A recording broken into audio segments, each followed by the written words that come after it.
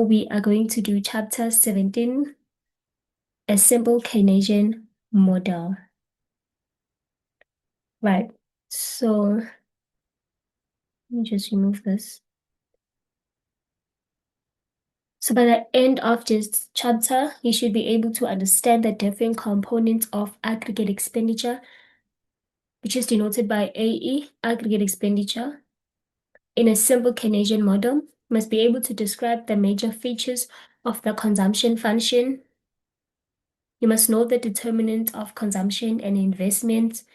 You must be able to determine equilibrium level of total income in a closed economy without the government.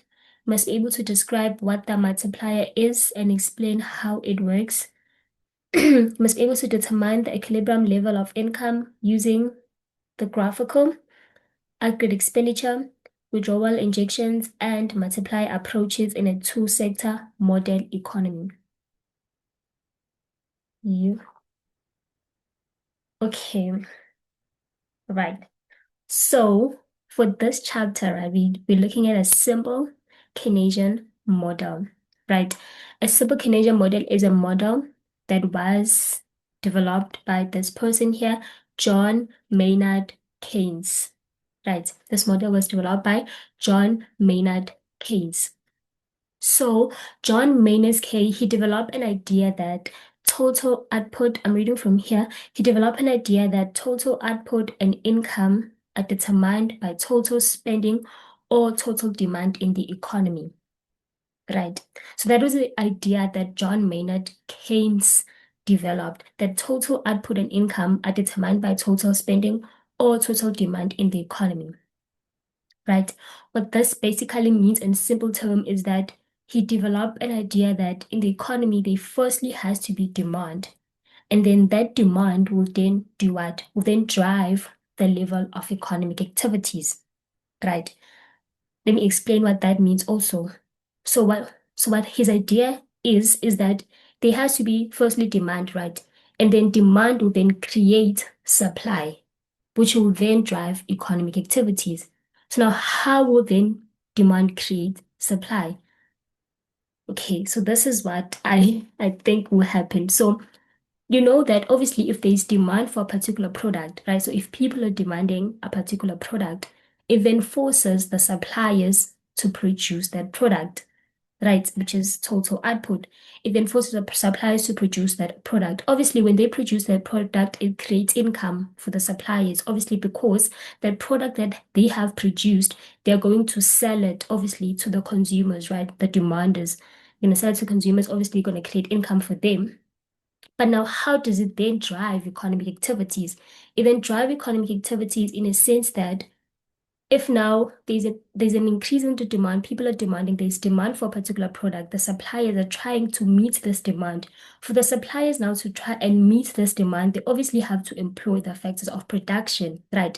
So if now factors of production are employed in the economy, what does that do? Like for example, if people are employed, it creates job opportunities for them, which reduces unemployment. Obviously, when people are employed, they are then able to pay tax to the government.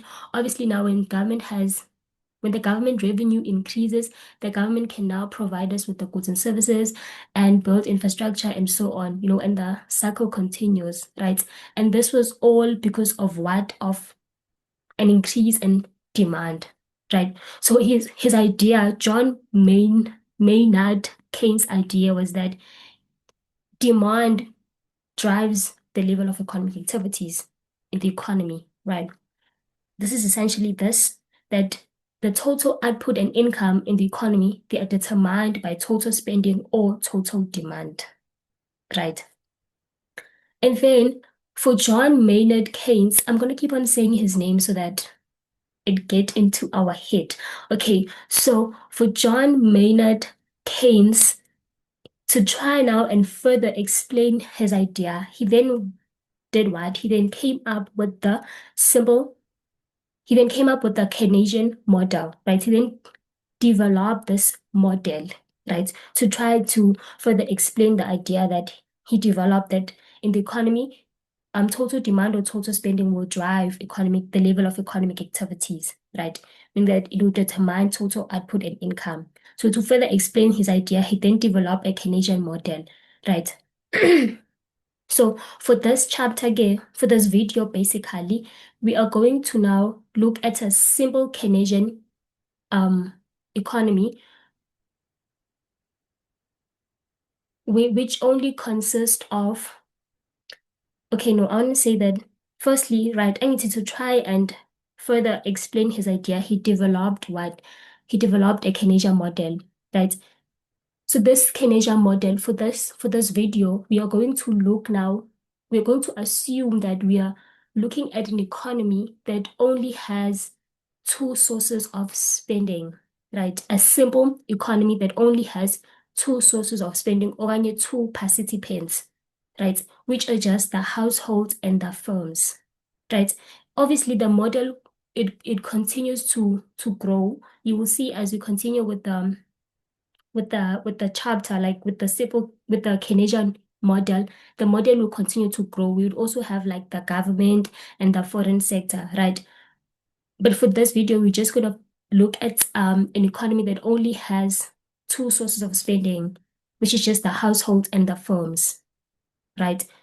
As we continue, we're gonna build up on this model, right? On this Keynesian model, right?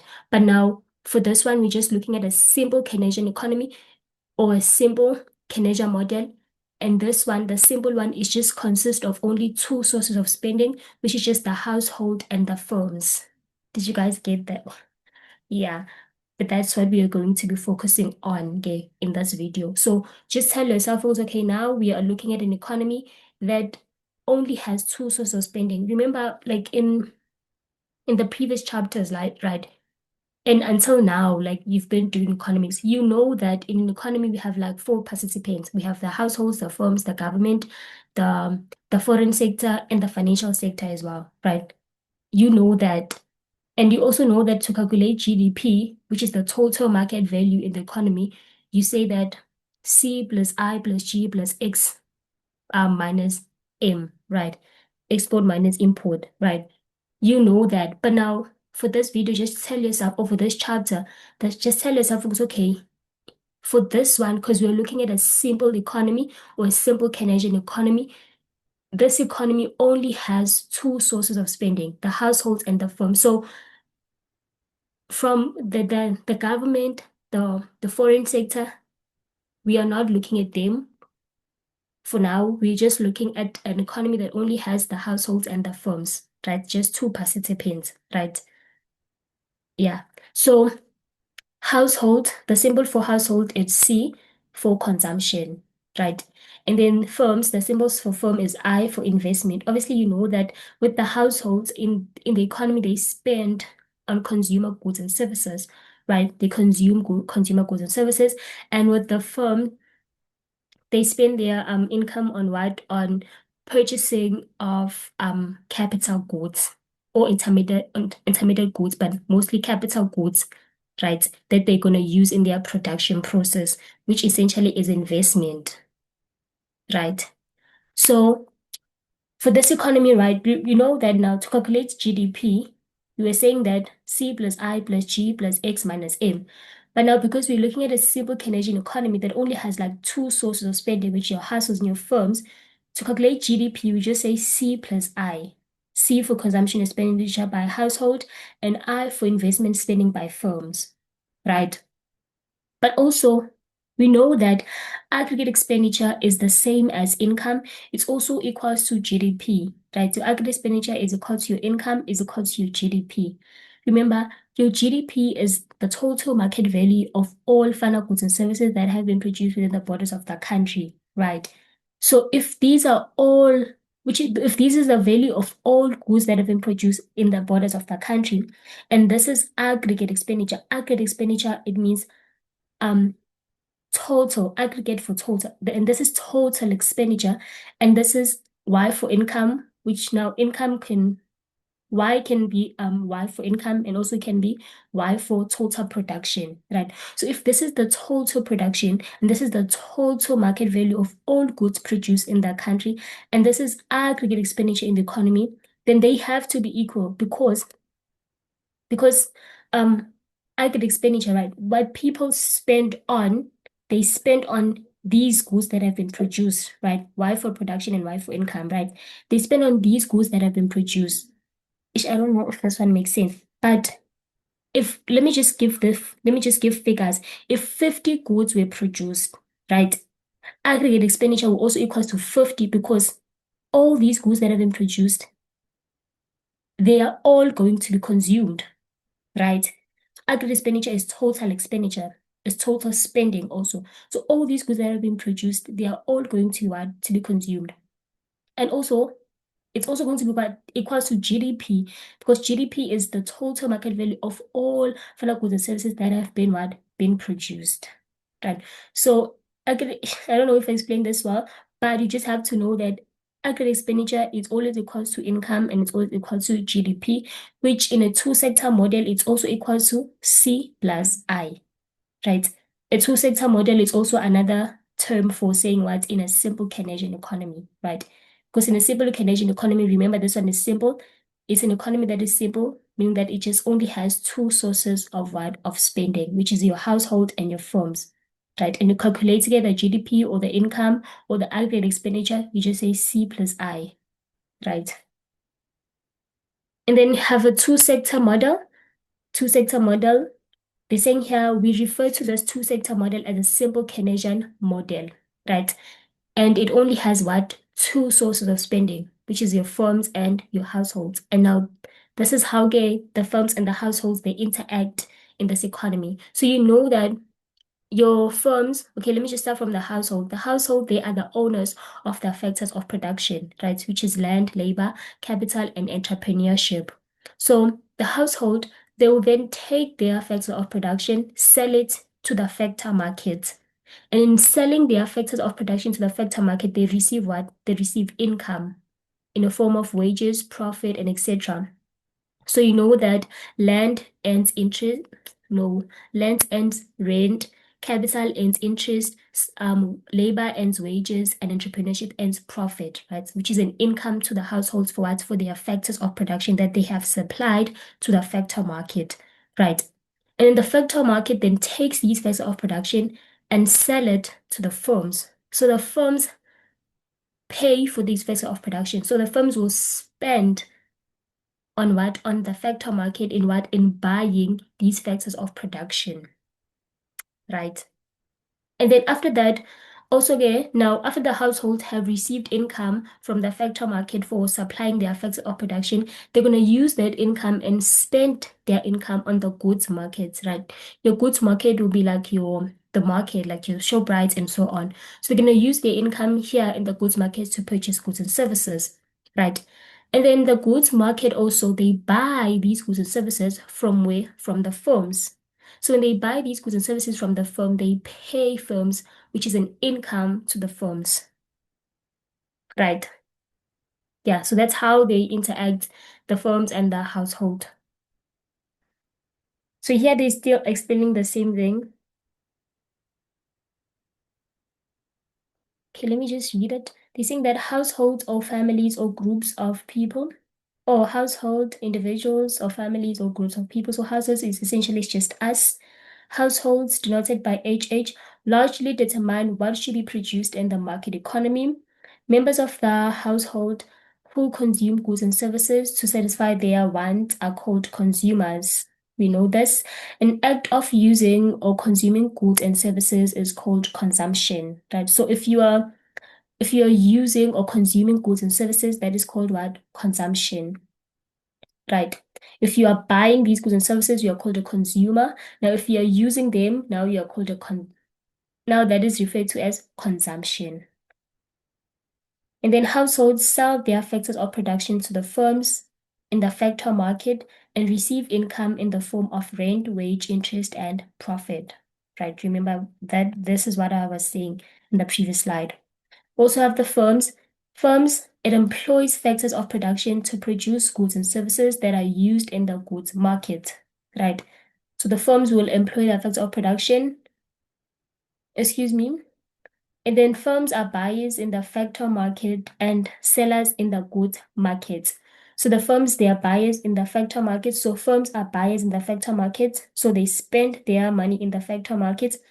And also, so they are buyers in the factor market and they are sellers in the goods market because they sell goods and services to the goods market. Right.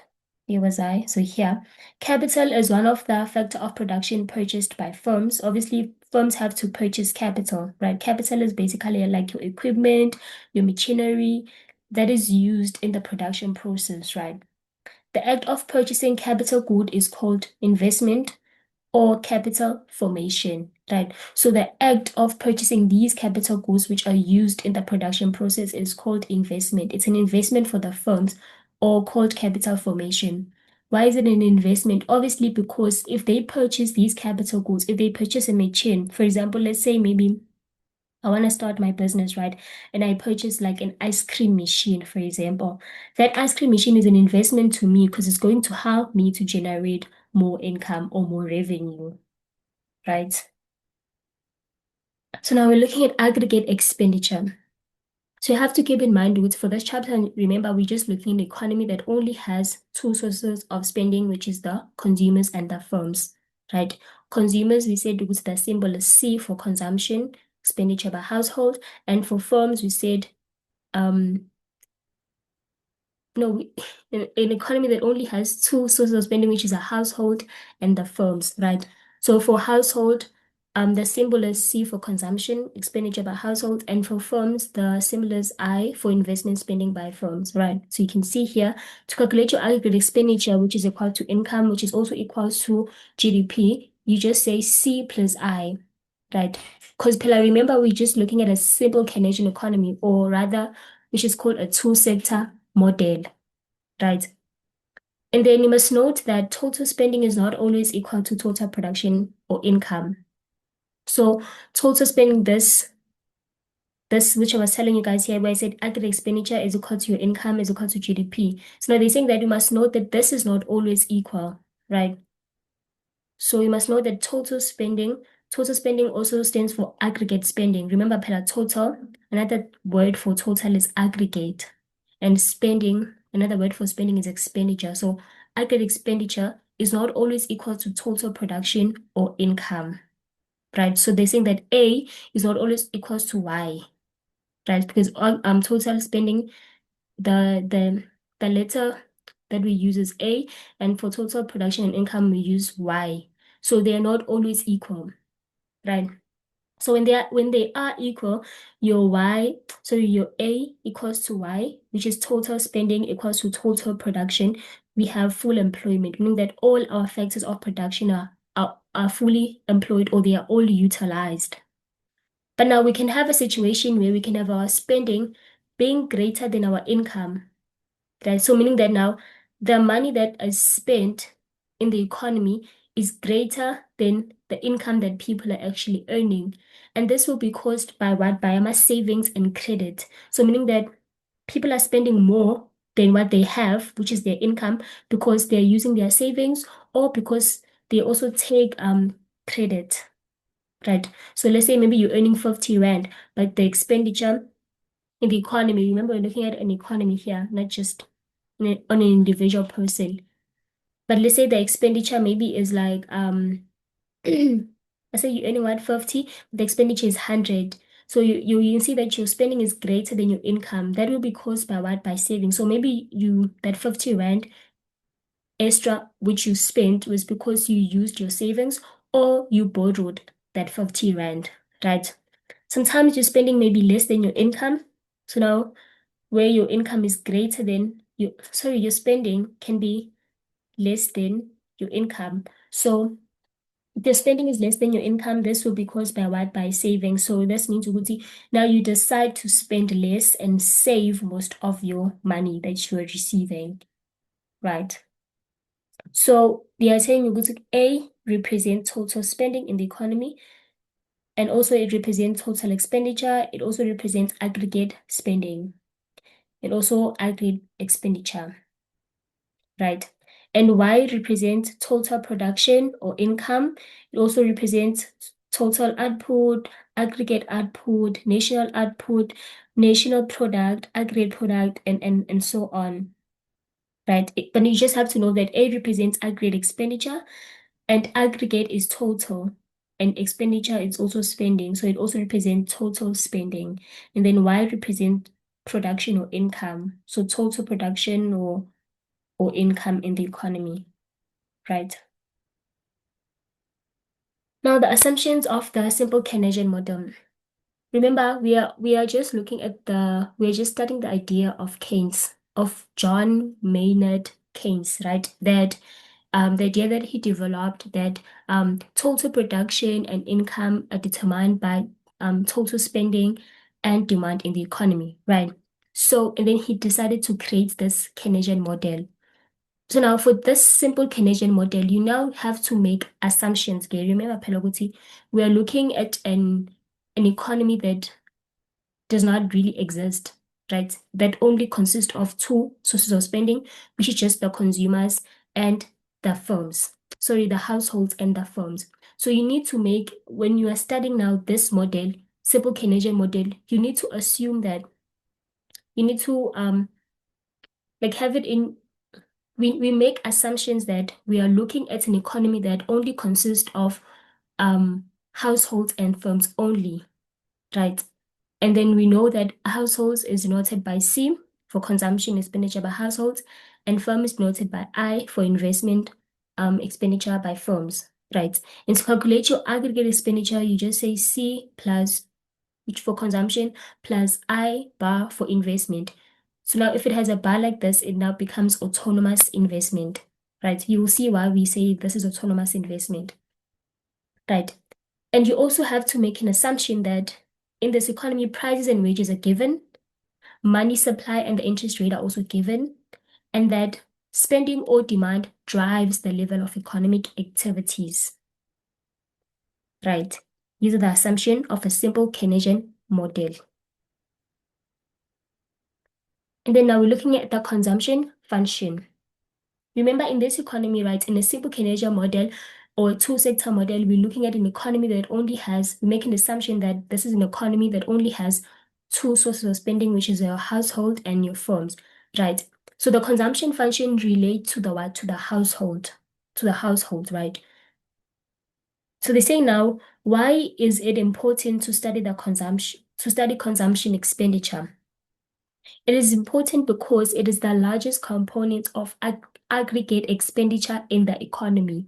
So consumption expenditure is the largest component of aggregate expenditure in the economy. And they say that in South Africa, it accounts for about 60% of total spending in the economy. So you can see that if the total spending of in the if 60% of total spending in the economy is just generated from what consumption expenditure, that means consumption expenditure is the largest component of aggregate expenditure in the economy, right? Because remember, Pella, we also have I, we also have G, also have X minus M, right? So it means that now the other components, they all need to split this 40% that is left, right? Obviously, so to form 100%. So you can see with him, indeed, consumption expenditure is the largest component of aggregate expenditure in the economy, right? That is why now we have to study consumption expenditure. So now what affects consumption expenditure more than any other variable? So what affects consumption expenditure more than any other variable is what is the disposable income. So now what is a disposable income? So there's disposable income is the income after tax. Right? So you see when like let's say you earn your salary like at the end of the month. So you have your gross salary that you earn, then minus taxation that you're gonna pay, and then you get your net. So your net salary in this case, we call it about disposable income, because now that is the money that you have after taxation, meaning that that is the money that now you can use basically for consumption. It's either you're gonna consume all of it, or you can consume some of it and save some of it, right? But disposable income essentially is the money that you have after taxation, right? So the other determinant of consumption is what disposable income, as I've already mentioned. whereby now we said ukuthi is the income after taxation. And it is the main determinant. A change in disposable income causes a movement on the consumption line. So a change in the disposable income will cause a movement in the consumption line. You're going to see this when we actually do the curve for the consumption function. Right. And then you also have taxation, which is also the determinant of consumption. Taxation also, it reduces your disposable income, right? If your tax increase that you're charged, your disposable income is going to decrease, right? So taxation affects disposable income, which is a major determinant of consumption. So to calculate tax, you said income that you have to get disposable income, you say the income that you have, you subtract taxation, you get your disposable income. So YD, this YD is for disposable income. Also, another determinant of consumption is wealth.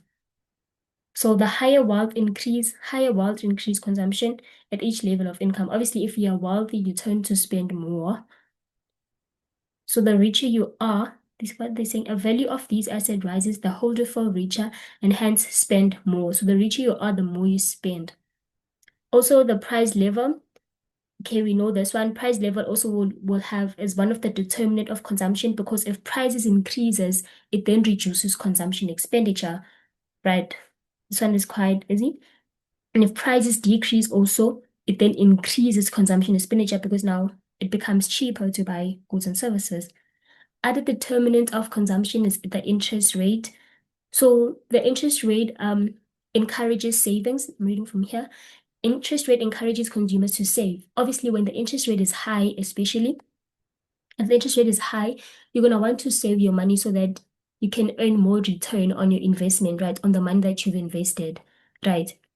And also interest rate, they discourage consumption, especially when now a person, okay, it reduces consumption because if interest rate are high interest rate, right? If interest rate are high, it means that credit becomes expensive. It becomes expensive for you to borrow money because obviously you're going to pay back with the higher interest rate. So high interest rate discourages consumption spending, right? Yeah, but lower interest rate, obviously people are going to borrow more money from the banks or wherever, because value the interest rate is low, and then that will increase what consumption expenditure, right? Because now people have more money in their hands. But high interest rate essentially encourages consumers to save also, which is a positive thing. It's positive for a consumer, but not for the economy, because you know that savings are a leakage in the economy, right? Okay, we also have expectations. Other determinants of consumption, it's expectations. So they're saying here, I'm reading from here, that positive expectations cause an increase in consumption. For example, if you expect that maybe next month, let's say I'm working, right? I'm working and I next month it's my birthday, right? And obviously I'm gonna get a bonus, or they're gonna double my salary next month because it's my birthday, right? So I'm gonna start demanding things now. I'm gonna start like maybe buying things on credit. I'm gonna start I don't know, but your spending your consumption start to increase now because you know that next month you're gonna have money, right? So positive expectations, they cause an increase in consumption, right? Did you guys get that example? Like, let me see. If I know that next month if my income is gonna increase next month, obviously. So this month I'm gonna start maybe like buying things on credit, taking out loans, because I know very good I'm gonna be able to pay this loan next month, taking out loans and yeah, just all of that. And then also have income distribution. It also one of the determinants of consumption, where they say that low income household spend a larger portion of their income than high income families. Right. So for low income household, they spend a larger portion of their income than high income families. So how so? Okay, let me just make an example. So for a person that is a low income household or is getting low income earners, right? So at the end of the month, right, before even the month like ends, they already have a list of the things that they need before they even, yeah, let's say they're going to get income at the end of the month. You have this low income earner, you also have this high income families, right? So for a low income earner, before the month even ends, before they even get their income, they already have a list of things that they need, maybe like to buy, or things that they need in their home, right? So when the month ends and when they get their income, they take that income and they use it all to buy whatever they need. But for a person who's a high income earner or high income household, when there's room for like consuming that income they receive, and there's also they can either consume or they can save that income that they receive, because they are I'm just making an example so that you get a general example so that you guys understand. For a high income earner, I'm just going to assume that this person is from a well-off family, right?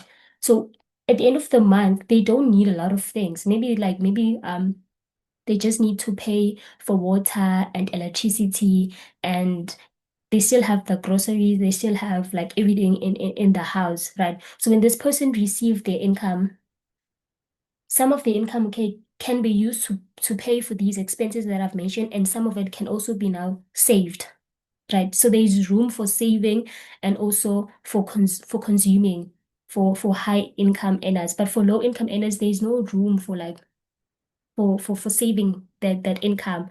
Most of that income is what is spent on goods and services. Right. So income distribution also is a determinant of what? Of consumption. I hope you guys got that example.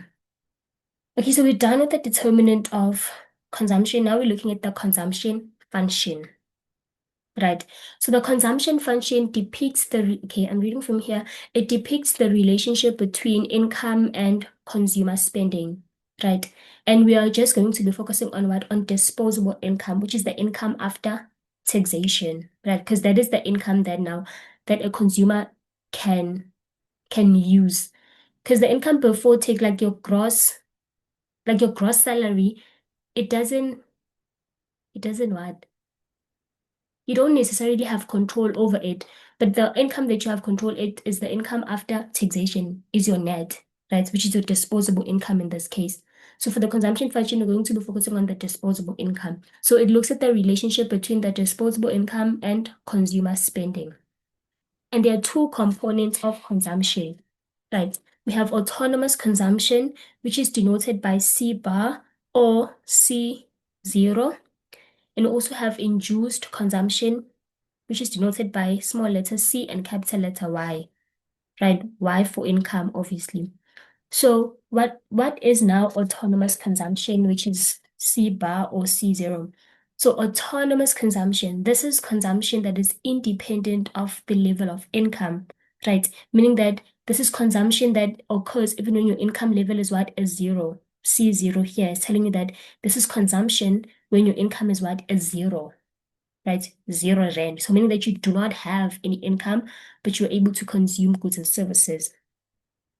So one of the example I'm going to make, I think this is I don't even know if this example applies to this, but I just know because it is a general example that is going to make it clear for you guys. So let me just say, for example, I I'm a student, right? And let's say my mom gives me 500 rand every month, right? Remember the definition of an income. An income is the reward, or it's the remuneration earned by the factors of production, right? Me, I'm just here in university, I'm a student, and I get income from, no, not income.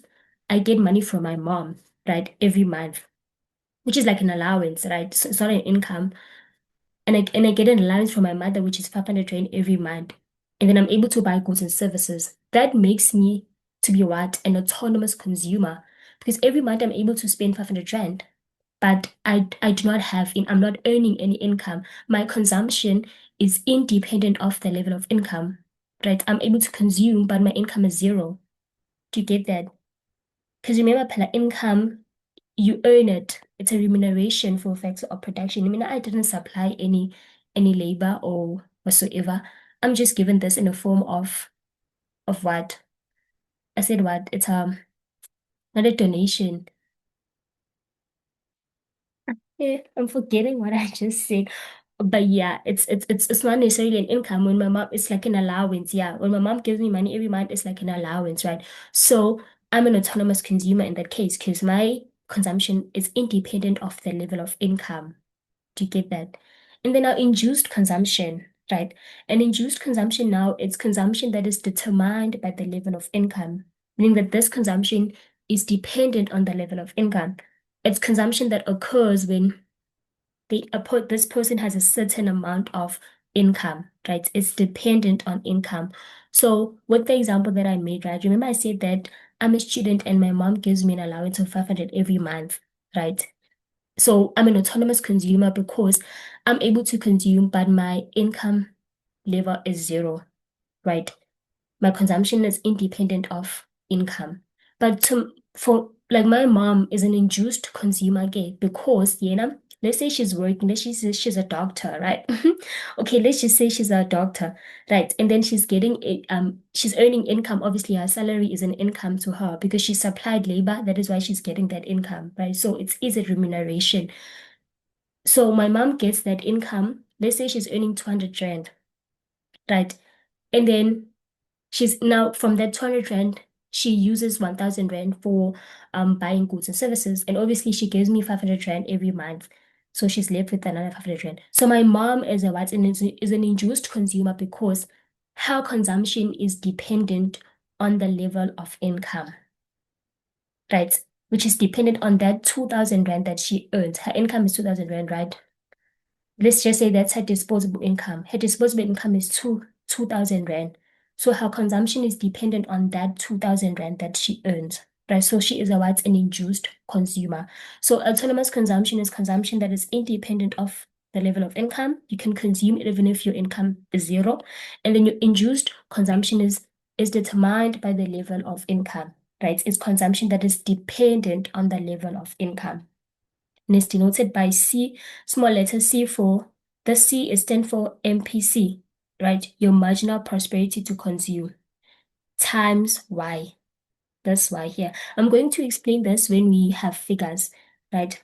But for now, we just have to know that induced consumption is CY and then autonomous consumption is C bar or C0, right? Okay, so they're saying that now, hence aggregate consumption function becomes, so now the aggregate consumption function, so now to calculate the total consumption function, remember aggregate for total, you just say C, which stand for aggregate consumption function, is equal to C bar for autonomous consumption plus induced consumption, which is denoted by, remember the C here, I said it stand for MPC, right? So for MPC times Y. So the consumption function, we basically group all the component of consumption in the economy. So in the economy, we have induced, so we have autonomous consumers and we also have what induced consumers. So you just group them together to get what? To get total consumption in the economy, right? And autonomous consumption is denoted by C cap or C0 like this or C0 plus MPC for which is just this C can also be written like this times Y for income, right? This is an induced consumer, right? The reason why for an induced consumer we have MPC and income, that is because for an induced consumer, their spending is dependent on the level of what? Of income. That's why here, right? Because MPC stands for the marginal prosperity to consume. So their consumption is dependent on what? On the income. But for an autonomous consumer, their consumption is independent on the level of income. So this can be written like this also, where you have your C for aggregate consumption, which is equal to C0 for autonomous consumption plus CY for induced consumption. Or you can have it like this, whereby you have your C for consumption function equals to C cap for autonomous consumption plus C times Y for induced consumption. And then also the consumption function continues. They're saying that consumption can therefore be written as, so we can write it like this. Remember this C here, we can also replace it by MPC because it stands for marginal prosperity to consume, right? So the C cap, they're saying this is autonomous consumption. I've already explained this. The level of expenditure at zero. So you know that autonomous, you can spend even if you have 0 rand of income. It is considered autonomous because it is independent of what? Of income. And then as a household income start to increase, consumption will increase as well. This is captured by the marginal prosperity to consume. So this marginal prosperity to consume, let's see here, it indicates that as the consumer's income increases, their consumption also will increase, right? And this CY represents what? Induced consumption, right? So we have autonomous consumption. The level of, oh no, they're explaining the same thing here. Let me just read. The level of expenditure at 0 rand of income, independent of level of income. Obviously, autonomous consumers, their consumption is independent of the level of income. Consumption that takes place when income is 0. Okay, so they just explaining with autonomous consumption, it takes place when your income level is 0. And then now, if you're able to consume goods and services even if your income is 0, then how are you able to do that? By what? By borrowings or by using your savings, right? So if their income level is 0, their consumption can be financed by borrowing. So they can borrow money to use um in order to buy goods and services, or they can use their savings, right? So when household income is 0, it will still spend on basic commodities such as food, clothes, water, electricity, medical expenses, and shelter, and etc. It is a small level of consumption spending determined by forces other than current income, savings, and credit. So they're just saying that this spending can be financed by using like your savings or your credit because the income is 0. So how are you able to consume? You can use your savings or credits. So meaning that you can borrow money. Induced consumption. Now we're looking at the consumption function and looking at it at the curve of the consumption function. Right. So we have C here, which stand for what? For total consumption, which is equal to induced consumption and autonomous consumption plus induced consumption. Right. This autonomous, remember we said is denoted by C bar, which is independent of the level of income, meaning that even if your income is 0, you can still consume. And this will be financed by what? By your savings or by credit. We also have plus the induced consumption, which is consumption that is dependent on the level of income, right? So now this C here for the marginal prosperity to consume, right? This tells us that for every increase in income, this is the amount that will be what consumed. So you can see now here they've included figures. So an induced consumer spends 200 rand and then plus 0.75, which is the C or marginal prosperity to consume times Y, right? So essentially what this means is that for an induced consumer, for every 1 rand increase in their income, 75 cents of that will be what will be consumed.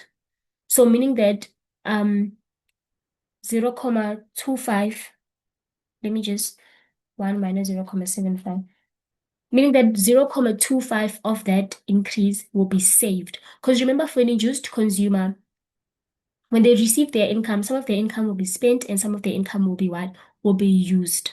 Will be used for some of their income will be saved and some of their income will be used, yeah, for consumption purposes, right? So if their income increases, with every increase in their income, 0.75 of that income or 75 cents of that income will be what? Will be consumed. So meaning that if you say 1 minus 0.75, you get 0.25, meaning that 0.25 or 25 cents of that income will be saved. Right. While for an for an autonomous consumer, if they take credit to use it for consumption, they're going to use all of that amount for consumption. This is 200 rand. Or if they take out their savings, because remember we said they finance their consumption by savings or credits, right? So let's say now they take out a loan for 200 rand. They're going to use all of that 200 rand to consume goods and services. They're not going to save it, right? But for an induced consumer, if they receive their income, some of their income will be consumed, MPC, and then some of it will be saved. So now you can see here, Guti, here is the curve for consumption, and then it start at 200 rand. So the curve will never start here at the origin, it would always start somewhere here.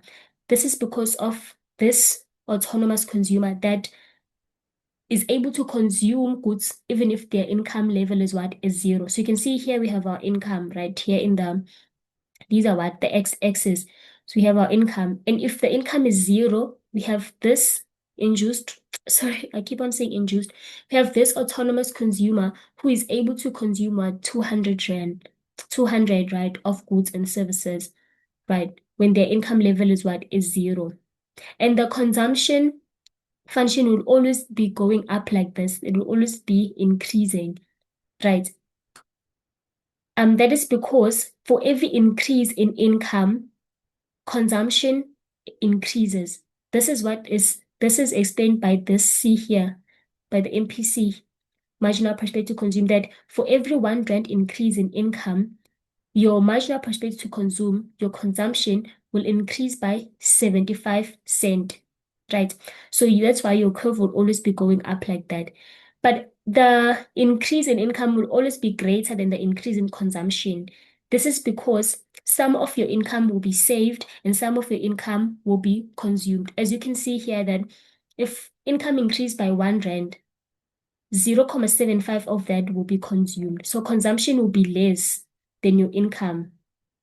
Do you see? And then this C here, 0.75 is also equal to the slope of this curve here, the consumption function curve. The C or the MPC is also equal to the slope, because to calculate this C, you say a change in consumption divided by a change in income, right? So a change in consumption will be, let me just, hey, boy, where's this pen? Oh yeah. Okay, let me just do this.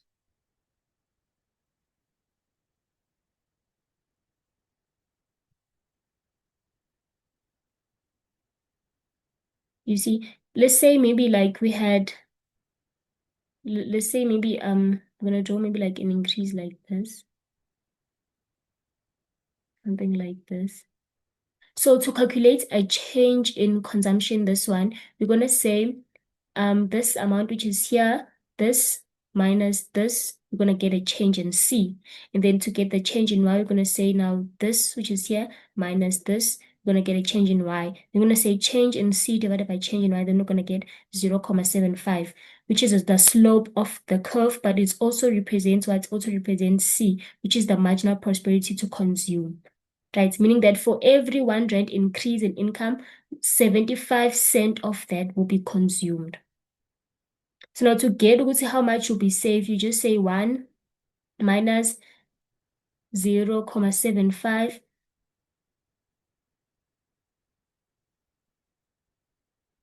Then you're going to get, but we'll see this when you're doing the savings function.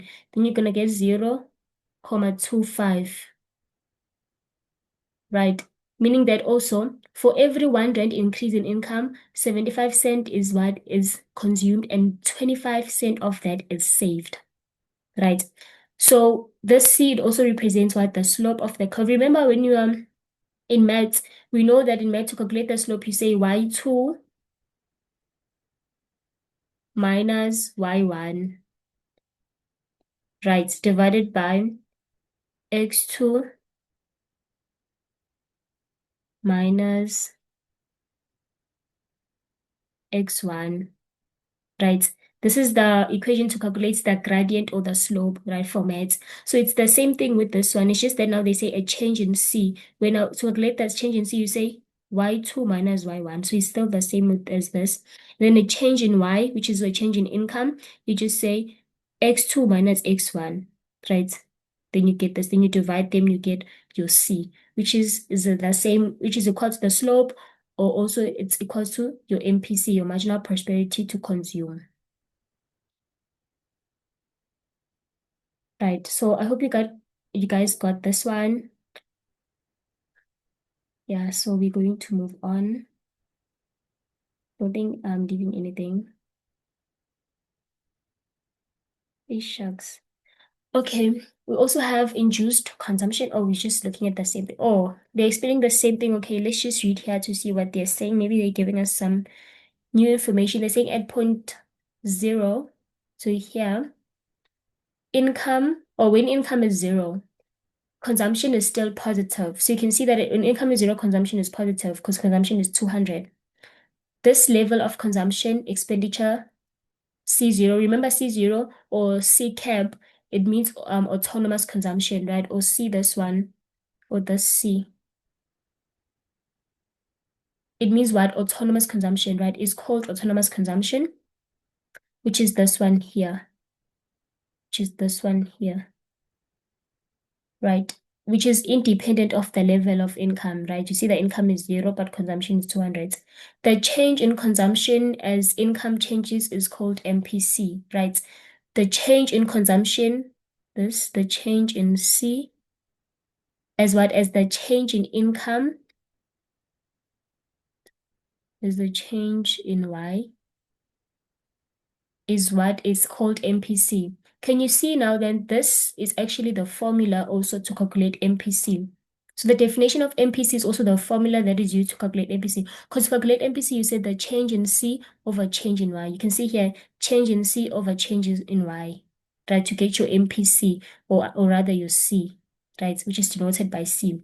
So this means you will see the change in consumption as income changes is called MPC. If you're asked what is MPC, you can just say it's the change in consumption as a change as a result of a change in income. And also if you're asked the formula for MPC, it's also the definition of it because it's a change in consumption, which is a change in C, as a result of a change in income, which is a change in Y. Right? Then you get MPC, or which is denoted by C. Remember, MPC is also what the slope of the consumption function, right? This level of consumption, which is positively related to income, is called induced consumption. So now the consumption that is what? That is positively related to income. So I didn't say this. Is called what? Induced consumption. You know that induced consumption is what? Is related to income, right? It's dependent on income. So after this point here going up, the curve becomes positive because of what? Of an induced consumer, because their their consumption is what is dependent on the level of what of income, right? So as the income of the induced consumer continues to increases, consumption also increases. Hence, the curve continues to go up like that.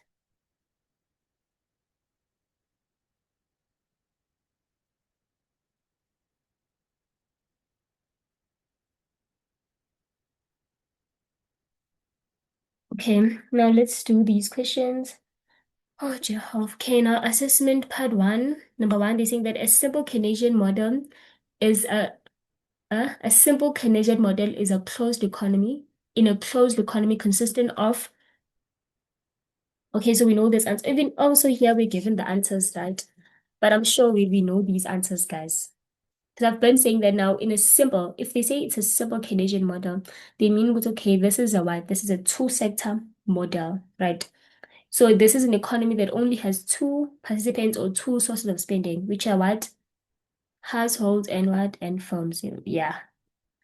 And then which one of the following is not an assumption of the simple Keynesian model? Remember the assumptions we said that we're going to assume that obviously we're creating this economy that does not exist, right? So we're going to assume that we have in this economy we only have two sectors, which is your firms and your households, and we're going to assume that prices are given. We're going to assume that interest rate and money supplies are given. We're also going to assume that demand or supply drives economic activities, right? Just remember that. So all of this is true, and this one is not correct. So D is incorrect. And then, according to the Keynesian model, the most important determinant of the household consumption is, remember remember the determinant we said it was disposable income, it's the price, it's the interest rate, it's the distribution of income, it's wealth, and so on. But now they think that the most important determinant of household consumption is, the most important one is disposable income, right? And then the level of consumption incurred by household even when income falls to zero is known as which one, guys? Is it autonomous? Is it induced? These two they are out. Real and worthless, these two are out. So the answer is A, because when your income level is zero and you're still able to consume, you're called what? An autonomous consumer, right? So it's autonomous consumption. And then the marginal prospect to consume, remember your MPC can also be denoted by C, right? Which is also the slope of the consumption function, right? Whereby you calculate it by saying that a change in consumption over a change in income. Still remember that. So they're saying that, let me just write all these things where that I said. I said that it's also denoted by C. This is C, guys. And you calculate it by saying a change in consumption divided by a change in income, which is Y. Right? It's also equals to the slope of the consumption function, right? They're saying that it measures the relationship between, where the relationship is between what the change in consumption as a result of a change in income, right? So number A. And then they're saying that if a household income falls from 20,000, from 20,000 to 17,000, and its consumption falls from 18,000 to 15,000, then so when I to calculate the MPC, remember the MPC, I said it's also the slope. So you can see that it falls from 2000. So this is X1, this is income. So this will be X1 to X2. And then and consumption falls from, this is Y1 to Bani to this is Y2. Right, this is Y2. Remember, Pella, this is how the thing it looks like, the curve, right? So we have a point here, and then maybe we have another one here, right? And on this side we have our income, and then this side we have we're just gonna write E for expenditure, right? Or for consumption. So to calculate now, you just say the change in consumption over a change in income. So you just say, so in using the formula for calculating the slope, you just say y2 minus y1. So you're going to say a change in consumption, y2, which is, it falls from 18 to, so it went from 18 to 2. So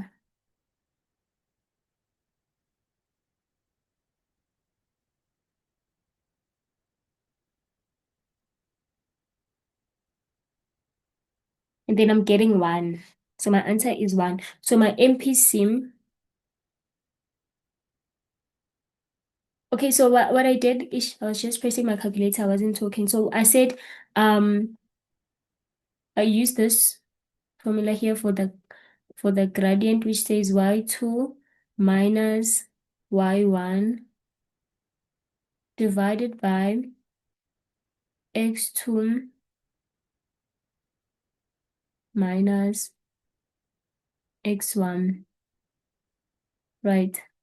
Essentially, this means we would say this is a change in consumption, right? So now to get the change in consumption, you look at consumption, it went from 18 to 15. So you're going to say 18 minus 15, and then over a change in income. So the income went from 20 to 17. So you're going to say 17 minus 20, and then you're going to get, then I got 1. So this tells me that my MPC is equal to 1. So remember, if your MPC is equal to 1, in total, this is supposed to give you, okay, okay, so now we've calculated our MPC, right? Let's just stop here. Calculated our MPC. Okay. And then you know this, let me just write here that your income denoted by Y, right? Table. Okay, let me just try to use different color. So that your income, your income is equal to your MPC plus your MPS, right? Why am I saying that? Because with your income, you can decide to consume that income, marginal prosperity to consume, or you can save your income, marginal prosperity to save, right? Some of that income can be consumed and some of that income can be saved. So now these two, they are always written in decimals. And when you add them together, they're supposed to give you one. So your y is always has to be equals to what? To one.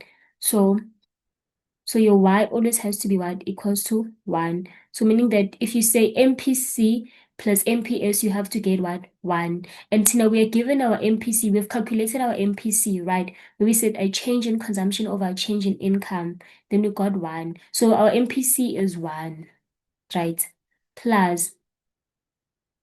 So now in this case, because if you add this two, they're supposed to give you 1.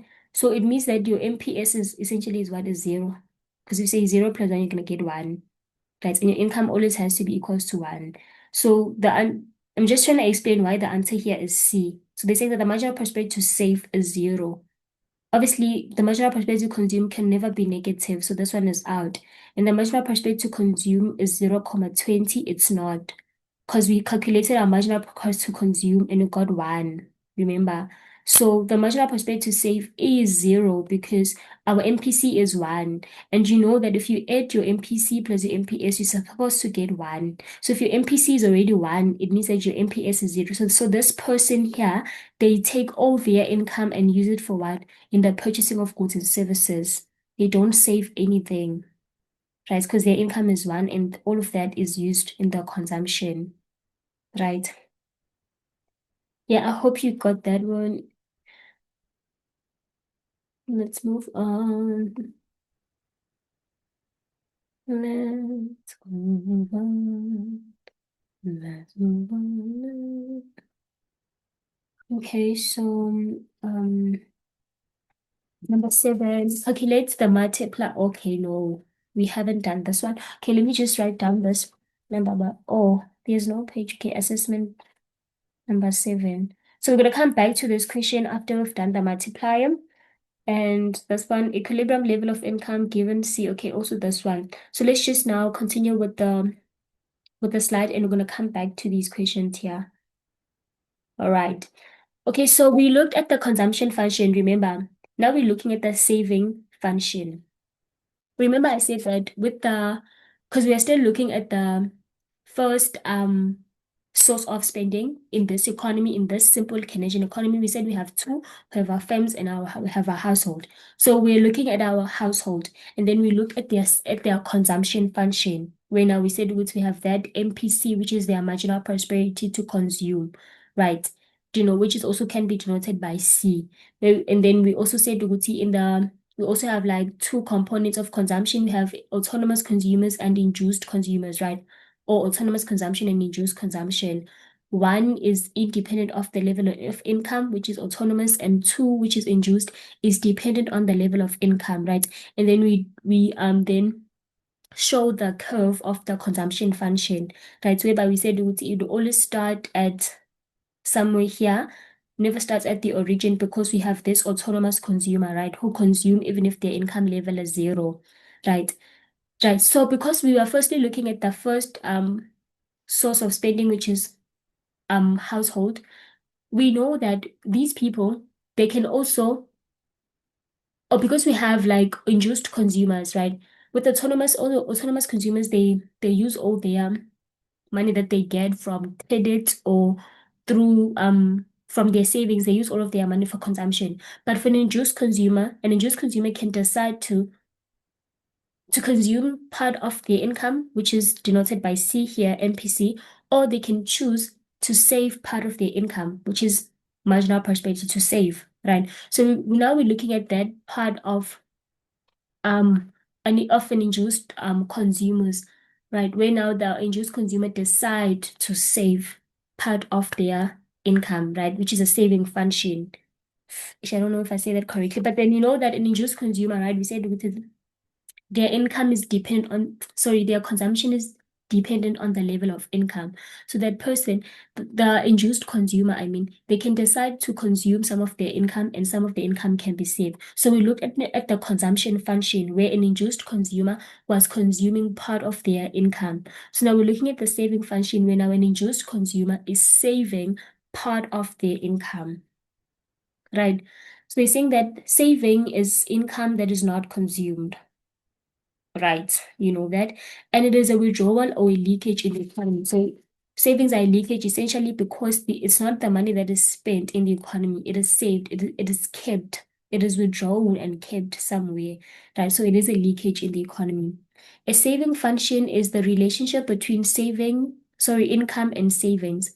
So saving function, it shows the relationship between income and savings. Remember the consumption function, it was just showing the relationship between consumption and income. So for this one, it's just savings and income, right? So meaning that from that income, how much are you saving? And with the consumption function, you said, okay, from that income, how much are you consuming, right? That is why it was a relationship between income and consumption. And here it's a relationship between the income and saving. Right. Remember, we're looking at the disposable income, not just any income. Because I said that disposable income is the income that the consumer actually has control over, because that is the income after taxation, right? So when disposable income is zero, household does save. So essentially here they are referring to autonomous consumers. Remember, all the autonomous consumers, they are able to consume goods even if their income level is zero. So autonomous consumers essentially are referred to as the savers in the economy, right? Because they're saying that here when your disposable income is zero, household does save. The marginal prosperity to save, MPS, is the change in saving as a result of a change in income, right? Remember your MPC, I'm just going to write it here. Your MPC, Heibo, what happened? Your MPC is equals to, we say that it is a change in consumption as a result of what? A change in income. Y for income. So for savings now, for MPS, it's a change in saving because now we're looking at the savings, right? Here it was a change in consumption. So it's going to be a change in, okay, here they wrote it. It's a change in saving as a result of a change in what? In disposable income, right? And then they're saying that this is because an extra rand of income is either consumed or saved, right? Remember I said that, let me just go back here. Here, remember I said that here, Guti, this means Guti, with every 1 rand increase in income, 75%, about 75% of that income is what is consumed. Right, meaning that if you say 1 minus 0.75, you get 0.25, meaning that with every 1 rand increase in income, 0.25 is saved and 0.75 is consumed, right? So going back here, they're saying that your MPS is a change in saving over change in disposable income because within every extra rand of income, since an extra rand of income can be either consumed or what or saved, then we have this, right? Where we said with your MPS plus your MPC would give you 1, right? This one stands for Y, for income. So if you add them together, you have to get 1. So if you're given your MPC and you want to get your MPS, you can just take this to the other side and it's going to be 1 minus MPC, then you're going to get MPS, right?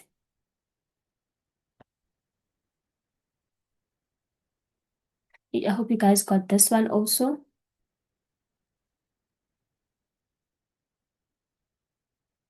Consumption and savings function. So this is a consumption function. What's a consumption function in an equation form? It's C for consumption.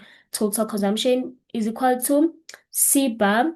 This one for autonomous, where now you know that your autonomous consumers, these are people that are able to consume even if their income is zero, plus C for MPC times income. This is telling you that with every 1 rand increase in income, 5% of that increase is consumed, meaning that if you say 1 minus 0.75, you get what? MPS, right? You see, they said 1 minus C, which is 0.75, and you get what? MPS, which is 0.25, right? So for the saving function, the equation is S, which is equals to C bar, which is negative, right? This is autonomous consumption, but it is negative. Remember, autonomous, we said it's consumption that is independent of the level of income. Here it is negative. Why is it negative? This is because, remember, we said that autonomous consumers, essentially, they are the savers in the economy. They do not save. So this is why we have this as negative plus 1 minus C. This 1 minus C, we are saying 1 minus C because we are following this the C formula here, which said, oh, this one, which says MPC plus MPS, you get 1. So because we have here our MPC, now to get our MPS, we're just going to take this MPC to this side. Obviously, if we take it this side, it's going to be what? It's going to be negative. So negative what? 0.75. And then now if you say 1 minus 0.75, your MPS will then be what? Will then be 0.25, this one. And then obviously, negative C bar can also be written as S bar, right? This also means we would see the savings or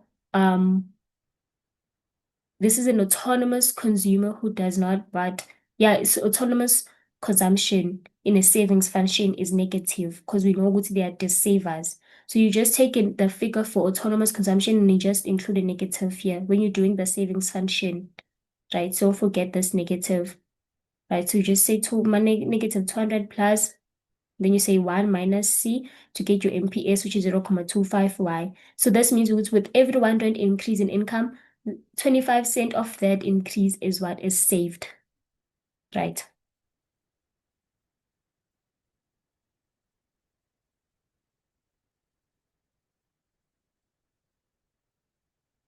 I hope you guys got that one. And then we're looking at the marginal prosperity to consume. Okay, we are continuing with the MPC.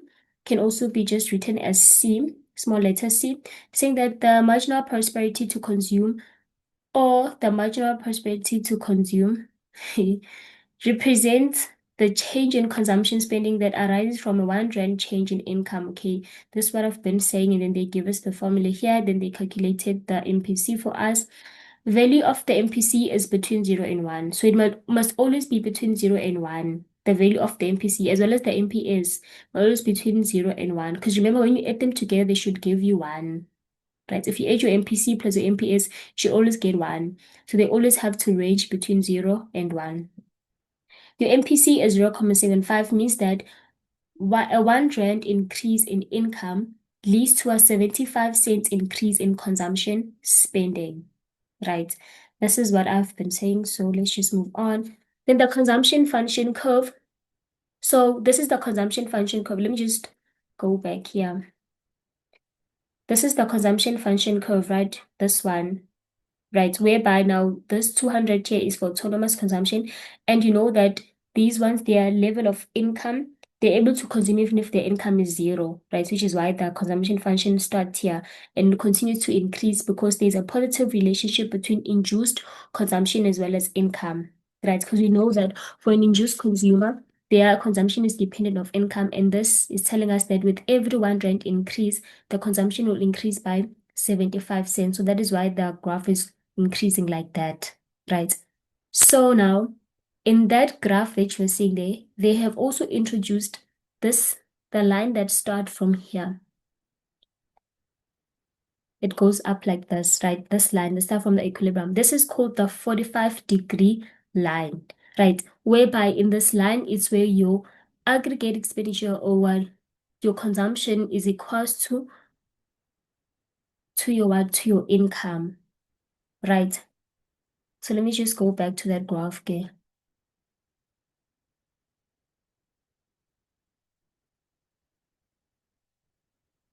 Okay, so this is what you're seeing now, right? So this is called the 45-degree line. As you can see, Guti, this is a 90-degree angle. Is it called? Yeah, but something like that. I remember when we are doing math. This is 90 degree. So if you cut this in half, it's going to be 45, 45, right? That is why we say that in this curve here, the 45-degree line, it shows all the possible equilibrium points, right? All the points that are here in the 45-degree line, they are all the possible equilibrium points, meaning that if you have a point maybe that is here, right? Let me just say, if you have a point that is here and this is 400, it means that if your income is 400, your consumption will also be what? Will also be 400, right? And also if your graph is here, if there's a point here and this was 1,200, it means that also your consumption will be what? Will be 1,200. Okay, please excuse me, guys. I just want to charge my laptop.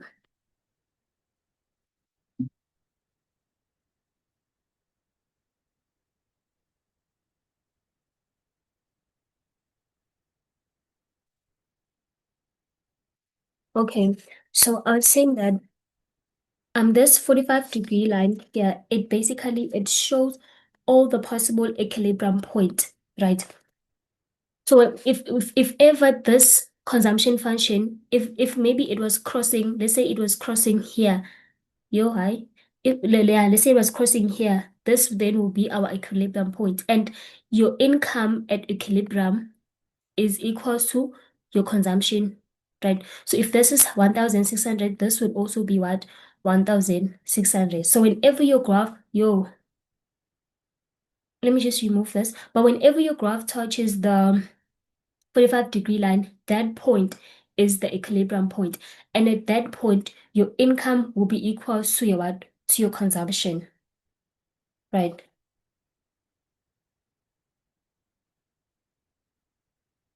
So they're saying that the 45-degree line is a tool that identifies the economy's equilibrium position. They're saying that every point along this line depicts a situation where the value of the variable on the horizontal axis, which is this one, is equal to the value of the variable on the vertical axis, which is here. So any point that is here, your income will be equal to your what? To your consumption, right? Okay, so now you can see what, okay, they introduced this consumption function here, whereby we know, see here we have 200 because we have this autonomous consumer who whose consumption is what is independent of income. You can see the income is 0, but the consumption is 200. And then we have this induced consumer whose consumption is dependent on the level of income, hence why the graph it increases, because with every 1 rand of an increase in income for an induced consumer, consumption would increase by 75 cents. It increases like that. And then here we have what? Our equilibrium income of 800. This is because this is where the graph of the consumption function touches with the what? With the 45-degree line. And we know that the 45-degree line, it basically indicates all the possible equilibrium points. Right. Okay, let's continue. Where in this case C is equals to Y because your consumption is equals to what? To your income. This side they can also write aggregate expenditure. So don't be confused when you see here it's written where A equals to Y. Basically means where aggregate expenditure is equals to your income. Or they can write spending, right? Aggregate expenditure is the same as aggregate spending value. Then we have the marginal prosperity to save. Hi guys, we've been talking about this. What they're saying here, they're saying marginal prosperity to save is the change in saving that arises from a change in income, which essentially is this, a change in saving that arises from a change in income, right? And to calculate it, you do this, then you get 0.25. And then also with the MPS, it should also range from 0 to 1, right? Because remember, when you say MPS plus MPC should give you 1, which is your income. So it makes sense. And then note, MPS is different from average prosperity to save. So we're going to meet something called average prosperity to save as we continue, I guess. So we should know that it's not the same. Oh my God, the pressure is getting worse. So we have MPS. They're saying that MPS is equal to 0.25. They've calculated us for us here. It means that with every 1 rand increase in income, it will lead to a 25-cent increase in household saving. Right. We also know this. So let's continue. And then they show us the saving function. Remember the savings function? We said that we get it by saying that S is equals to the C, but then it's what? It's negative, right? So it means autonomous consumption, which is negative, plus MPS, MPS, guys, this is MPS, right? Times Y, capital letter Y, for income, right? Or to calculate this MPS, you can say that it is 1 minus MPC, right? Which is the marginal prosperity to consume. Then you're going to get your marginal prosperity to save. So that is what they've done here. They took these figures. So remember we had this, the consumption function, which is 200 plus 0.75y, right? And then so they took this 200 for autonomous consumption, but now because we're doing the saving function, we know that autonomous consumers, they are the savers in the economy. So that's why we said negative 200. And then your MPC is 0.75. So to get your MPS, you're going to say 1 minus 0.75, right? So we did that here, then you got 0.25 times y. Right, meaning that with every 1 rand increase in income, 25 cents of that is saved. Of that increased will be saved. So this is the saving function. And the saving function is always going to start from the negative numbers. That is because of this autonomous consumer, right? Who's the saver in the economy, right? As you can see, start from negative 200 and it continues to increase because of this induced consumer. Because you know this one that with every increase, they're going to save 25 cents of that increase, right? So it's going to be positive. It's going to increase like that, right? And you can see that it is crossing way at the equilibrium income of 800 rand. This equilibrium income. Okay, so we're done with the saving function and we're done also with the consumption function. I hope you guys did understand. So now we're going to move on to another source of spending in this simple Keynesian economy. Remember we said we have the household, and then for the household we look at the consumption function and the saving function. Now we're going to look at the second source of spending in this simple Keynesian economy, or a two-sector model, which is what? The firm. And we said that firms is denoted by I for investment spending, right? And we know that firms, they spend on what? On buying capital goods, the machinery and all of that. So they're saying that what is investment? Investment essentially is the production and the purchase of capital goods, for example, buildings, machinery and equipment, inventories, and etc. by firms. So investment is basically the production and the purchase of capital goods by firms, right? This is called investment because obviously, guys, they're going to use these goods to generate what? Income. These goods are going to make income for them. These equipment, buildings, machinery, inventories is an investment for the firms because this is what they use to generate what? Revenue. Right. In the national account, the purchase of capital good is called capital formation. Right. And is the most volatile component of aggregate expenditure.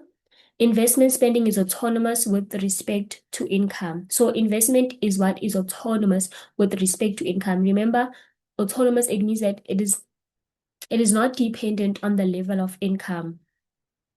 Remember when we started, I said that you guys saw something like this. You guys saw something like this where we had, was it A? Y?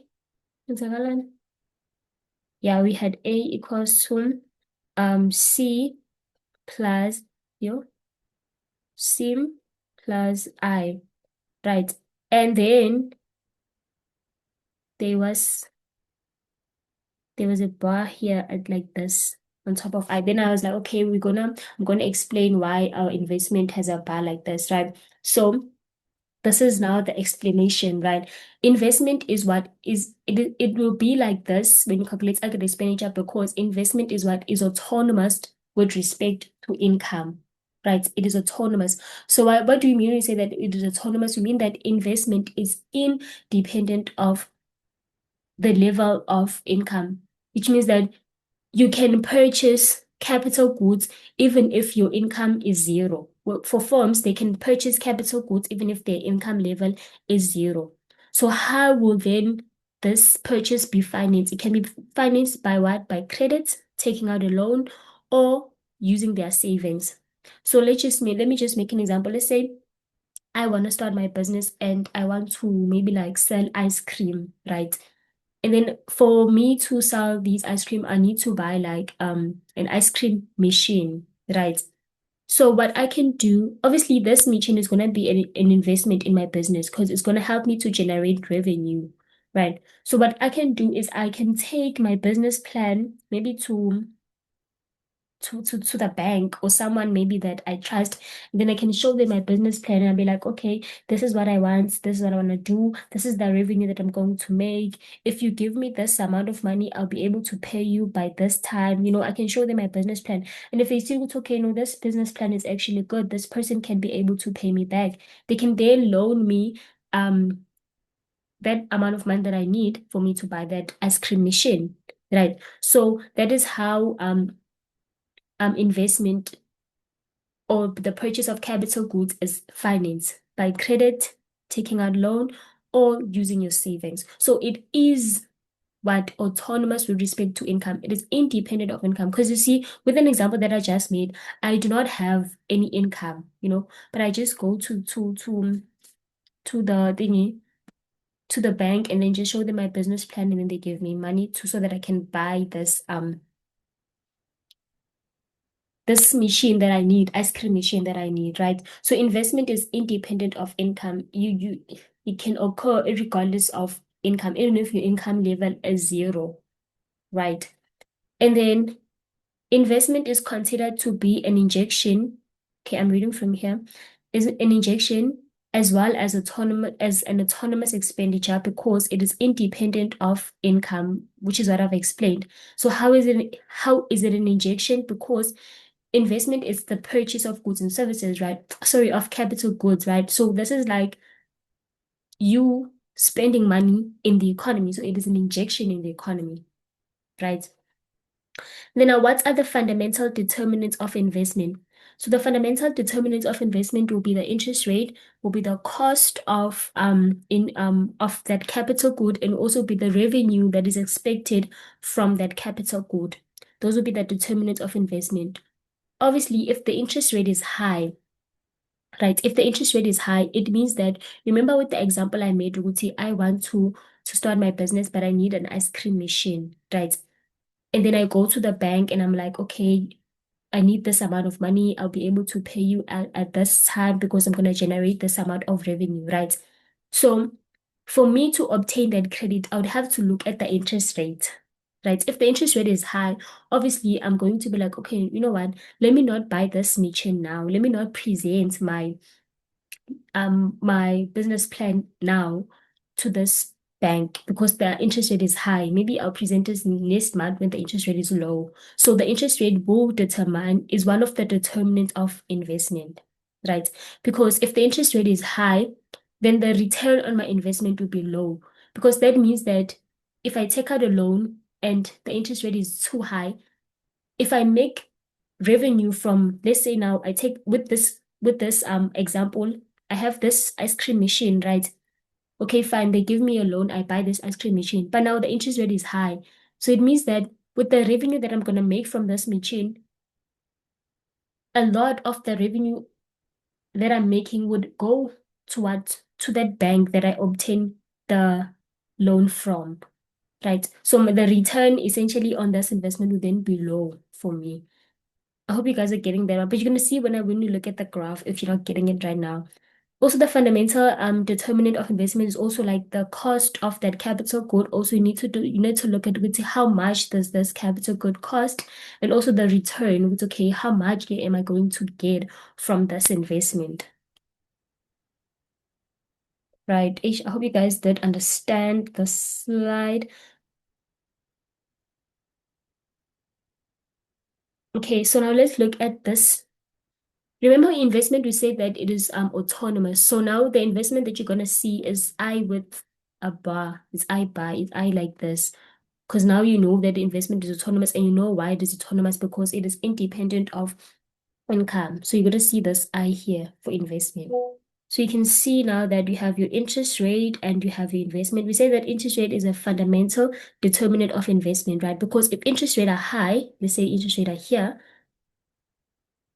you can see that the return on investment is low, right? But if interest rate are low, they here,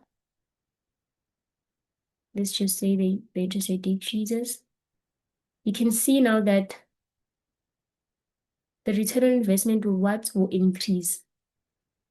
So with an example that I made where I said that if I want to buy an ice cream machine, if the interest rate is still here, I'll be like, no, let me not buy it because the return on my investment would be low, right? Because most of the money that I'm gonna make, I'm gonna have to pay for for the loan that they gave me. Also pay like there's an interest that they've added, right?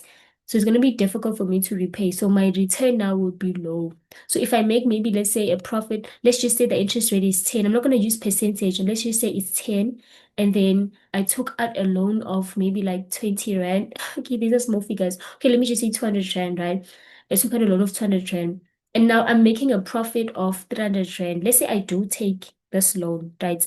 Now I'm making a profit of 300 rand. Imagine now, from this profit, I'll have to pay back this 200 rand minus 200 rand. And then I'm left with 100 rand.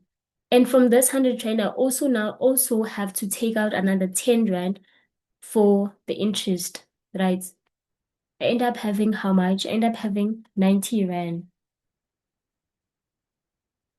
right? I end up having 90 rand. So my return on this investment on purchasing this ice cream machine is essentially 90 rand, which is low. But now let's see if my interest rate, let's say it is 5 rand. I'm not going to use percentage, guys. I'm just using numbers so that we can be able to like ex so that I can be able to explain, right?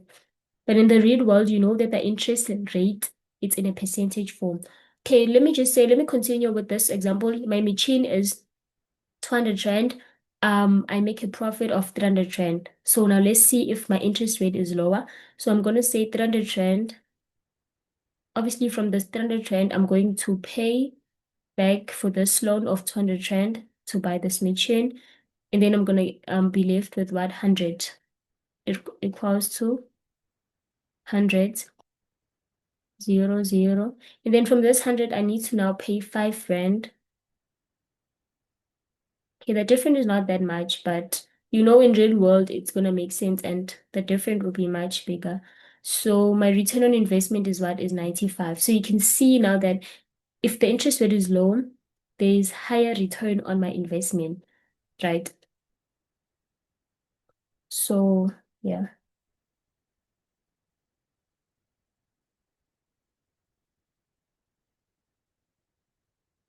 hope you got that.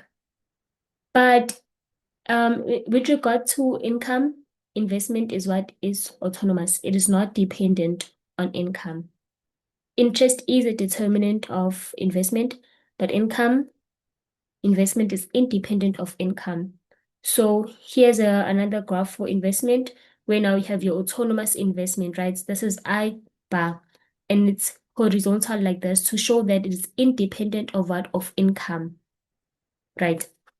And then here we have our what? Our consumption spending, which is this one is our consumption function. You know that here we're gonna have your whatever that is here for an autonomous consumer because you know that their consumption is independent of income. Even if income is zero, they're consuming something, then obviously our graph is gonna go up like that, right? And the C here is for MPC, and this is times Y.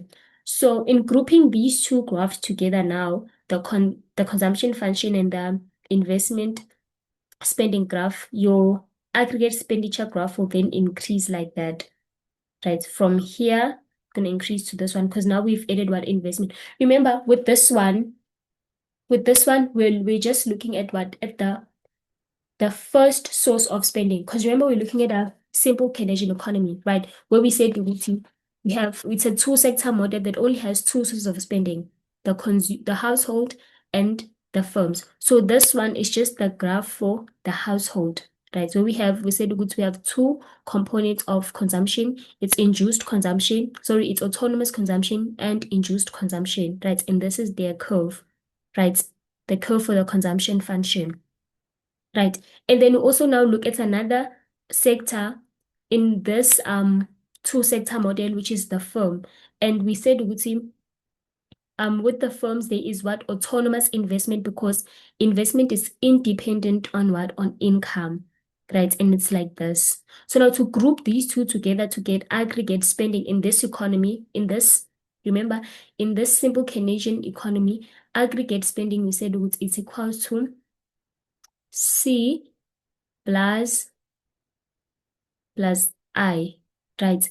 But not just any I, because you know that our investment, we've already said with our investment is autonomous. So it's I cap like that with a dash, right?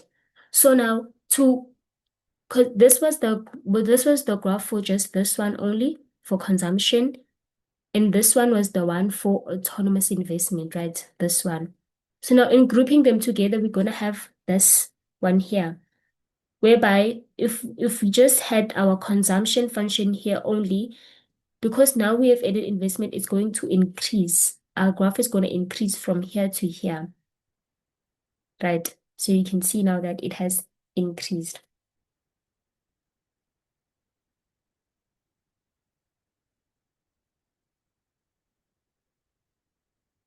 Yeah, yeah, yeah. Okay, and then we have the equilibrium level of income. Remember at the beginning, we said that we can always have a situation where your aggregate expenditure can always be equals to income, can be equals to income. So this is where your graph is here at equilibrium. And we have this 45-degree line. So we know that at the 45-degree line, it represents all the possible equilibrium points. So at this point here, your aggregate spending will always be equals to your income, but your total production or income. That's the month. If here it's 800, here it's going to also be 800. And then if we introduce our aggregate expenditure curve, this one which consists of C plus I, autonomous investment, we can always have excess supply and also excess demand, right? So if we have any point that is here, we will have excess demand, or if we have any point that is here, we have what? Excess supply, right? I'm just trying to think of how I can explain this. So let me just draw a line like this. No, no, no, no.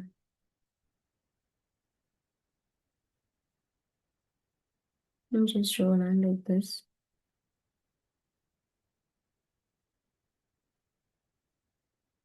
Then like this. Okay, remember I said that at any point here in the 45-degree line, right, your aggregate spending will always be equal to your income. So you can see that this is the point in my 45-degree line, which means that this point here is the same as this one here. So let me just give these figures. I'm going to say this is one is 2, and I'm also going to say this one is what is 2, right? And then if you continue to go up here, you meet your what?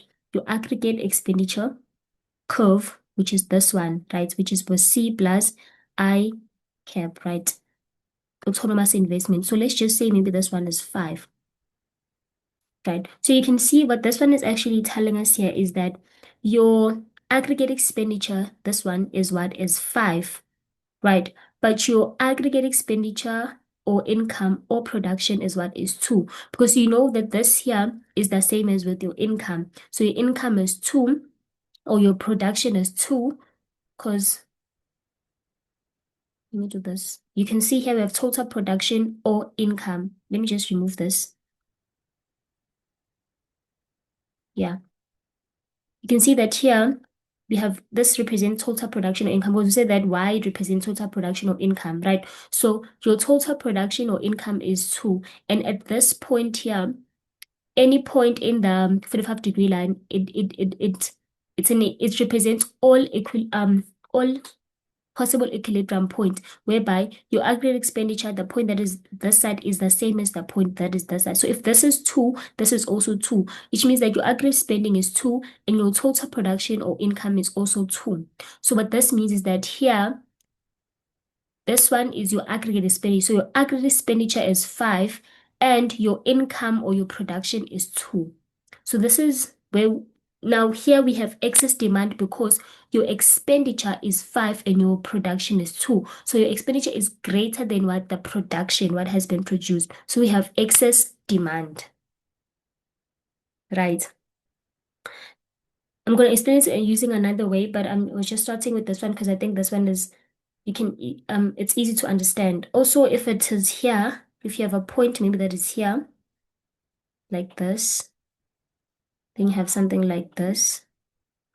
And then maybe let's say this one is 5, and then maybe this one is 4, and then this one is 10. Right. So you can see that um the point that touches the 45-degree line is this one. Right. Also, this one is supposed to be 10 as well. Okay, let me just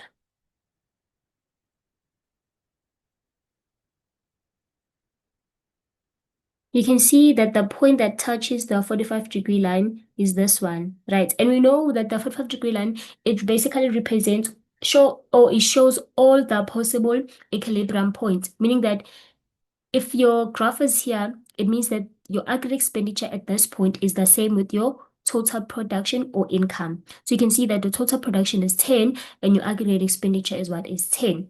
And then this now is your aggregate expenditure curve, which is this one, right? And the point is here.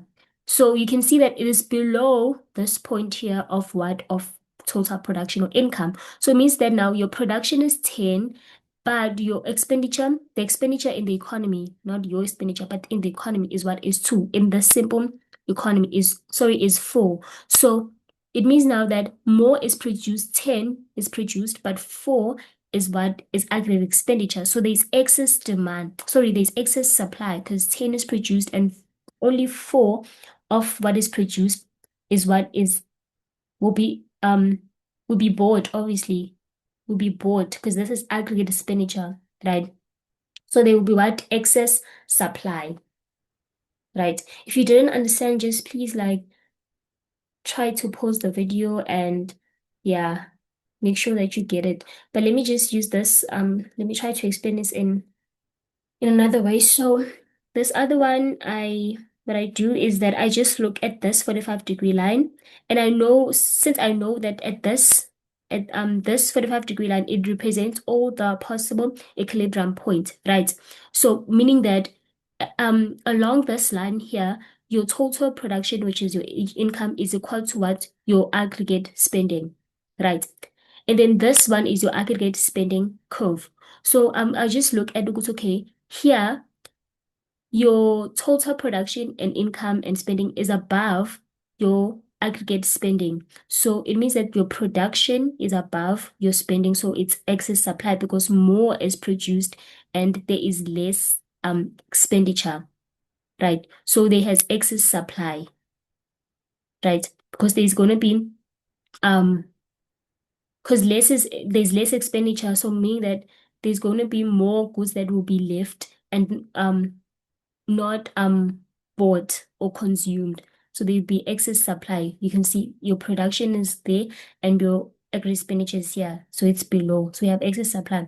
And I'll also come to the side and I'm like, okay, this also is my 45-degree line. And this 45-degree line it represents all possible equilibrium points, right? And I know that at all in here, your aggregate expenditure is the same as total product or income, right? And this is my aggregate spending. So you can see that aggregate spending is greater than the production, right, or income. So there's going to be excess demand because aggregate spending is here.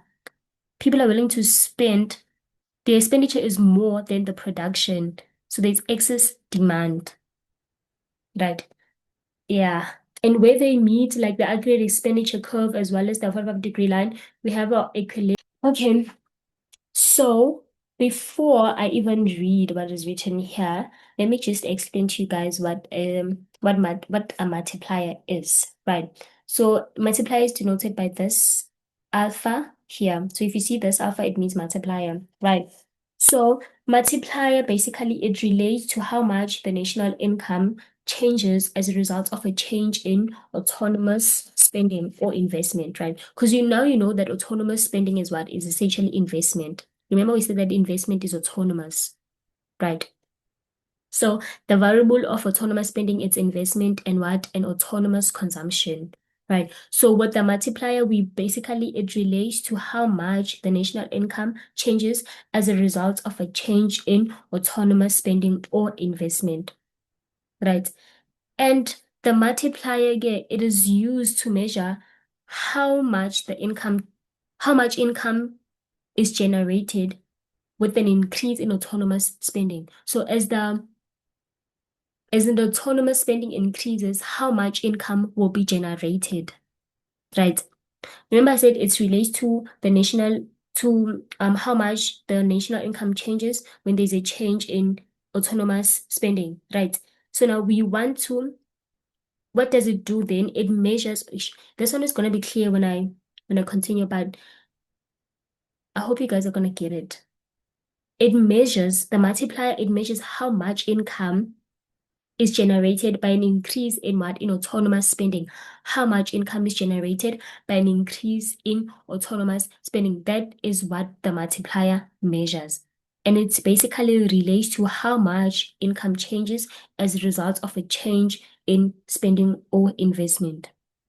Right.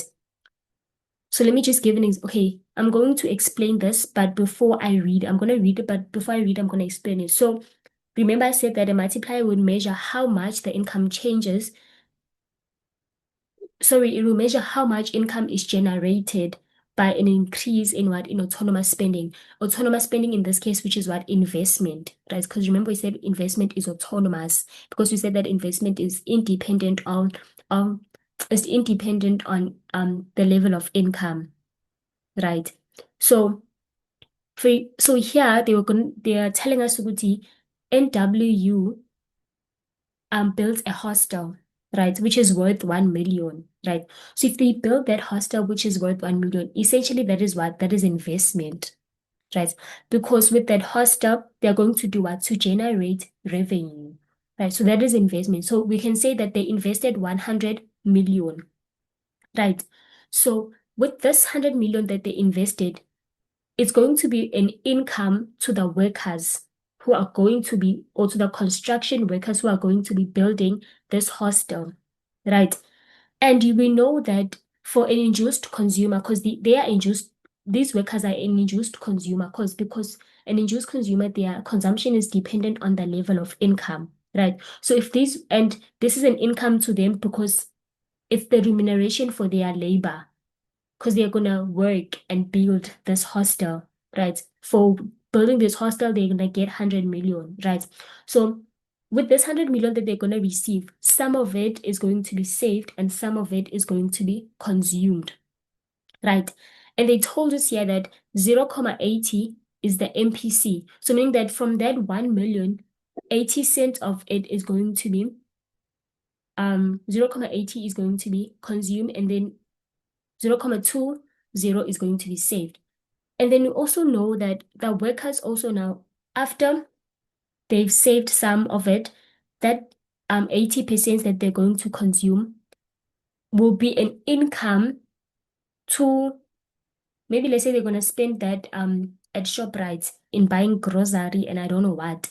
So that will be an income to that shop, right? To that shop, ShopRite for this example. Yeah, that will be an income to them. And also with ShopRite, when they receive um this amount, yeah, they are also going to save some of it and then consume some of it. So since the MPC is 0.80, so it means that for ShopRite as well, 80% of that will be consumed and 20% of that will be saved. So for ShopRite now, also, they are going to then now use that 80% of what they received to buy more inventory, right? To sell in their shop, right? So they're going to take that 80% and buy more inventory. So to the firms that ShopRite is buying from, that amount becomes an income to them. And also, these firms, they're also going to take that amount that they receive from ShopRite, some of it will be saved and some of it will be consumed, and the process continues, right? So now, where now does the multiplier comes in? The multiplier will then come in now to try and measure how much income was generated from this investment of 1,000. Remember, I said that this investment was 1 million, right?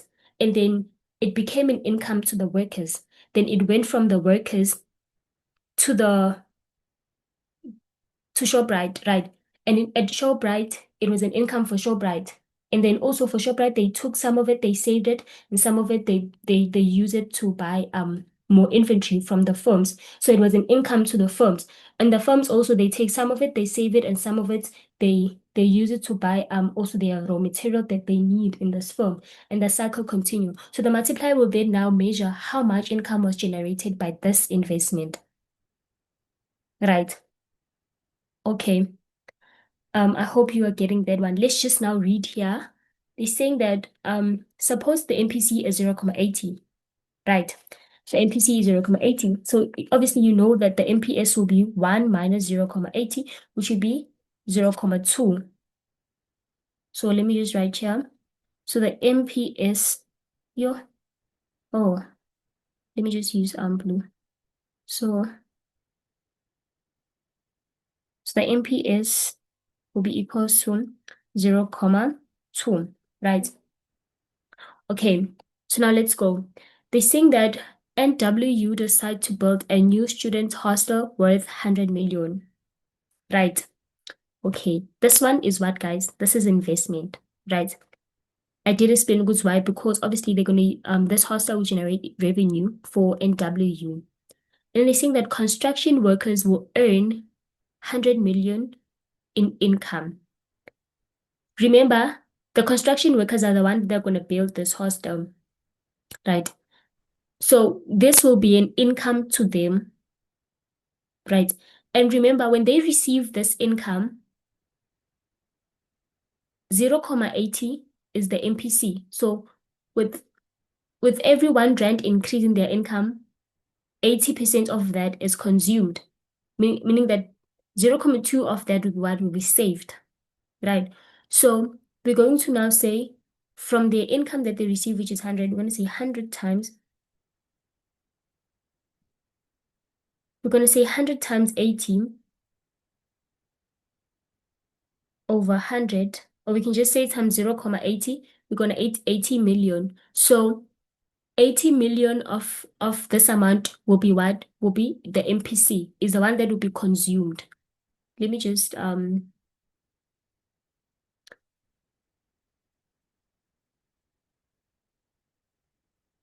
don't even highlight here. I want to highlight some. Okay, this one. And then pink. Okay, so okay, your MPC is here. Okay, this highlighter is I don't like it.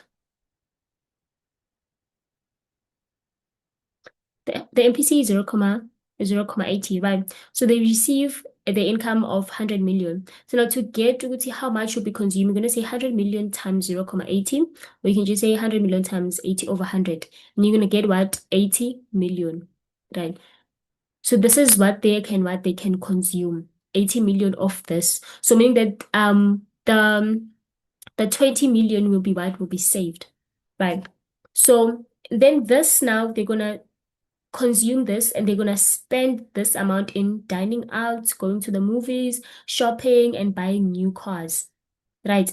And the increased spending of 80 million becomes income to the owners and employees of the restaurant, the movie theaters, the shopping malls, and the car dealers.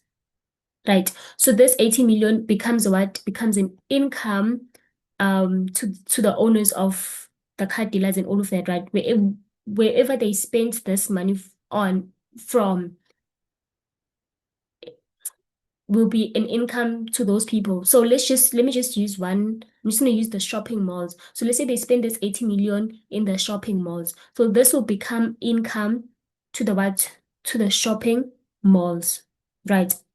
And then also now when they receive this income again, from this income, they're going to say 80 times 0.80, right? 0.80. So if you say 80 times 0.80, you're going to get 64, which is their marginal prospect to consume. So the shopping mall also, they can only, okay, let me just read.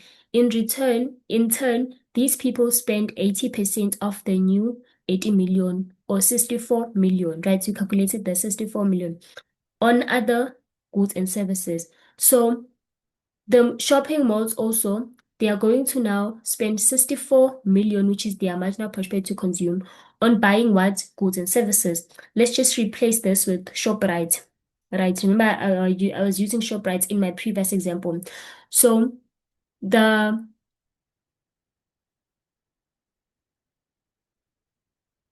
okay, the construction workers they earn 1 million and sorry 100 million and from this 100 million we say 100 million times 0.80 we got 80 million, right? This 80 million is the one that can be consumed because it's the MPC, right? So they will spend this 80 million at ShopRite, right?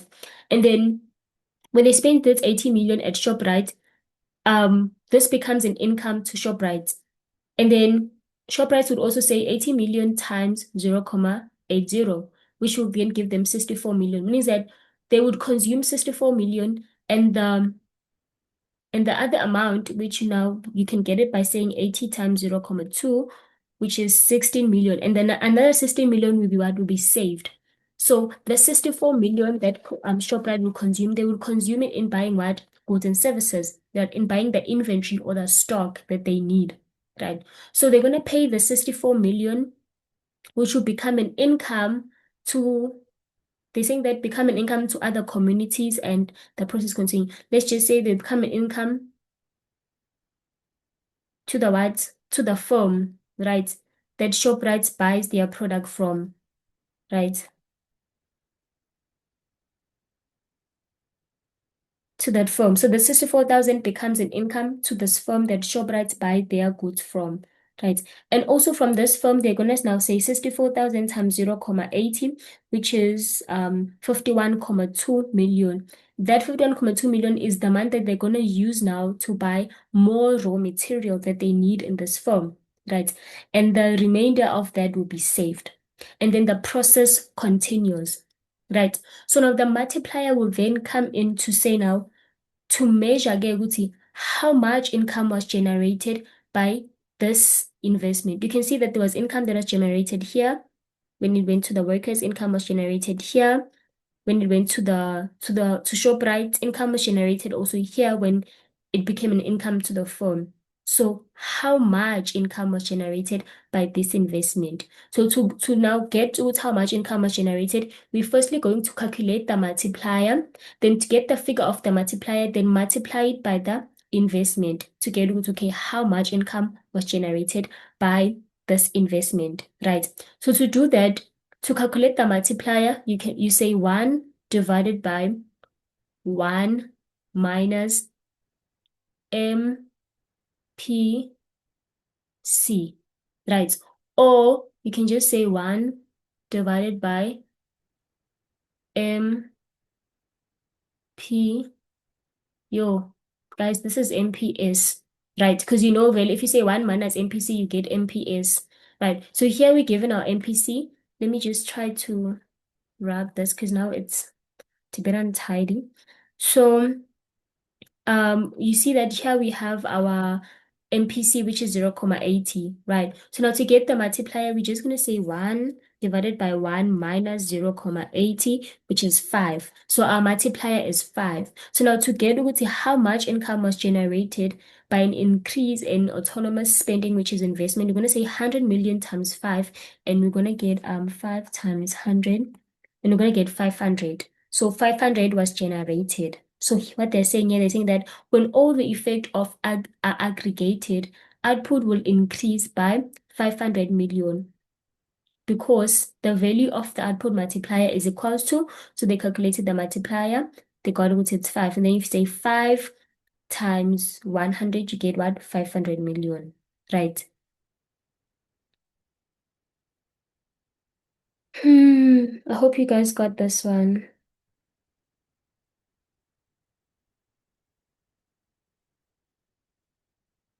Spending multiplier. They think that spending multiplier is a change in equilibrium real GDP as a result of a change in autonomous spending.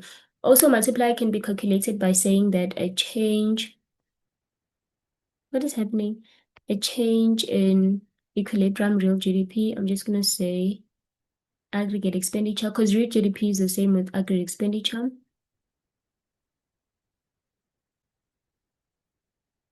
And then divided by a change in autonomous spending, which essentially is investment.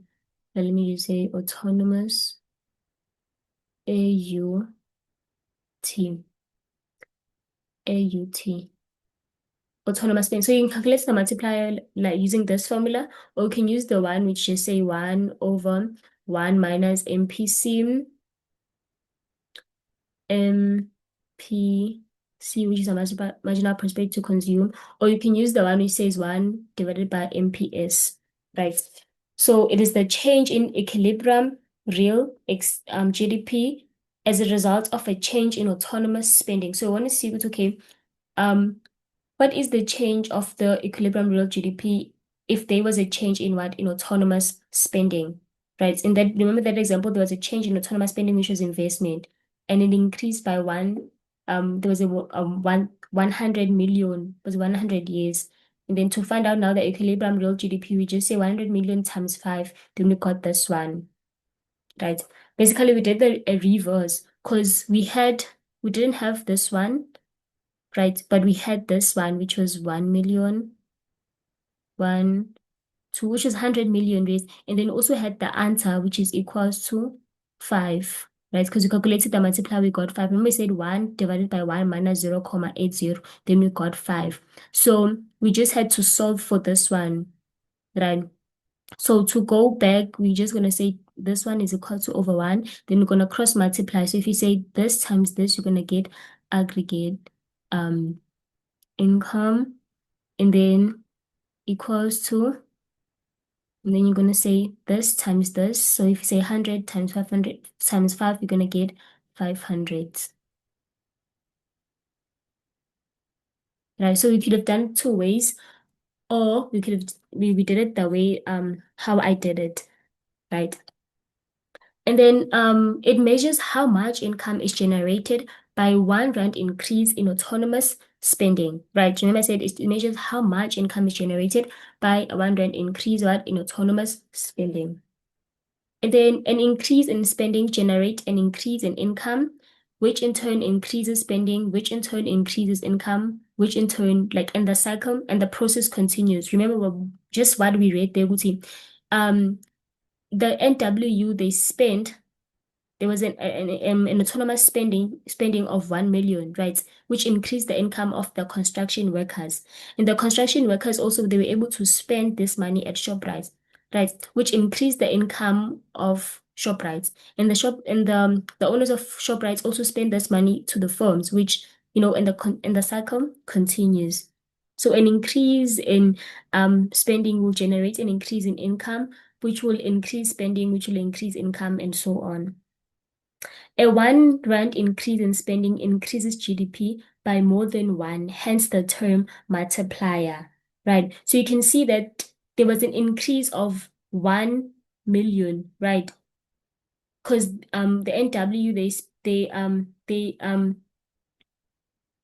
they essentially their autonomous spending was at 1 million, but then the equilibrium real GDP increased by more than 1. It increased from 100 million to 500 million, right? So an increase in spending will increase GDP by more than 1, hence the term multiplier, right?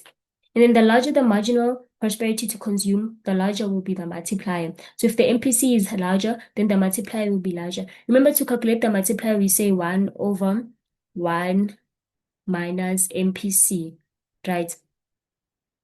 MPC. Okay, so let's just say number one, we're going to say our MPC is 0, comma 2. And then number two, we're going to say our MPC is 0, comma 9. So let's firstly calculate when the MPC is 0, 2. So if you say 1 divided by 1 minus 0, 2, you can see that the multiplier becomes what? 1, 2, 5. Right. And then this is 5, guys. And then if the MPC is 0, 9, you're going to say 1 minus divided by 1 minus 0, 9. And the multiplier, you can see that it is 10. So you can see now that the larger the marginal prosperity to consume, you can see here it was larger, it is 0, 9. The larger will be the multiplier. The multiplier was what? Was 10. So if the number you're dividing with here is small, then the multiplier will be larger. Because obviously if you say 1 minus 0, 9, the amount that you get here, your denominator is smaller. It is what? It is 0, 1. But if you say 1 minus 0, 2, your denominator is 0, 8. So if your denominator is small, then the multiplier will be larger. And then, yeah. Also, if your MPC is larger, then your multiplier will also be larger, right? I hope you got that one also. Okay, so calculating the multiplier, a simple Keynesian model. So to calculate the multiplier, you can say multiplier is noted by alpha. You can say 1 divided by 1 minus MPC, right? Which is the same as 1 equals to MPS. Remember, if you say 1 minus MPC, you get MPS. Because if you say MPS plus MPC, you get 1, right? So you can do it this way or that way. And then a 1 unit increase in autonomous variable, say autonomous consumption or investment, will increase output by the multiplier unit. So if there's an increase in autonomous consumption or investment, it will increase the output by the multiplier unit. Just what we did, guys, because there was an increase in by 100 million, and then that increased our equilibrium. And how we got an increase in the equilibrium, we said that investment times the multiplier, and we got the equilibrium output. Right, we got the output, and then the multiplier is used to determine the amount by which equilibrium income. So Y star, if you see a Y and a star, it just means equilibrium income. So the multiplier is used to determine the amount by which the equilibrium income changes in response to a change in autonomous investment. So the multiplier is also used to determine the amount by which the equilibrium income will change as a result of a change in autonomous investment. And to calculate your equilibrium income, you say the multiplier times aggregate expenditure. And this dash here, it means autonomous. So you're only going to include the autonomous factors of aggregate expenditure. Remember, aggregate expenditure, A, you get it by saying C plus I, right? And you know that your I is autonomous, right? So it has this dash here to show that it's autonomous. And your C, to get C, you know that to get C, you say that autonomous, because there are two components of consumption. You say autonomous consumption plus you. Okay, so you say autonomous consumption plus small letter C for marginal prospect to consume times income, right? So it's autonomous consumption plus induced consumption, right, to get C. But now for you to get now the equilibrium equilibrium income, the level of the equilibrium income, you're gonna say the multiplier times autonomous aggregate expenditure, right? This dash it means autonomous aggregate expenditure. So we're only going to add the autonomous components, which is autonomous consumption plus autonomous investment. So you're going to exclude this one here, induced consumption, right?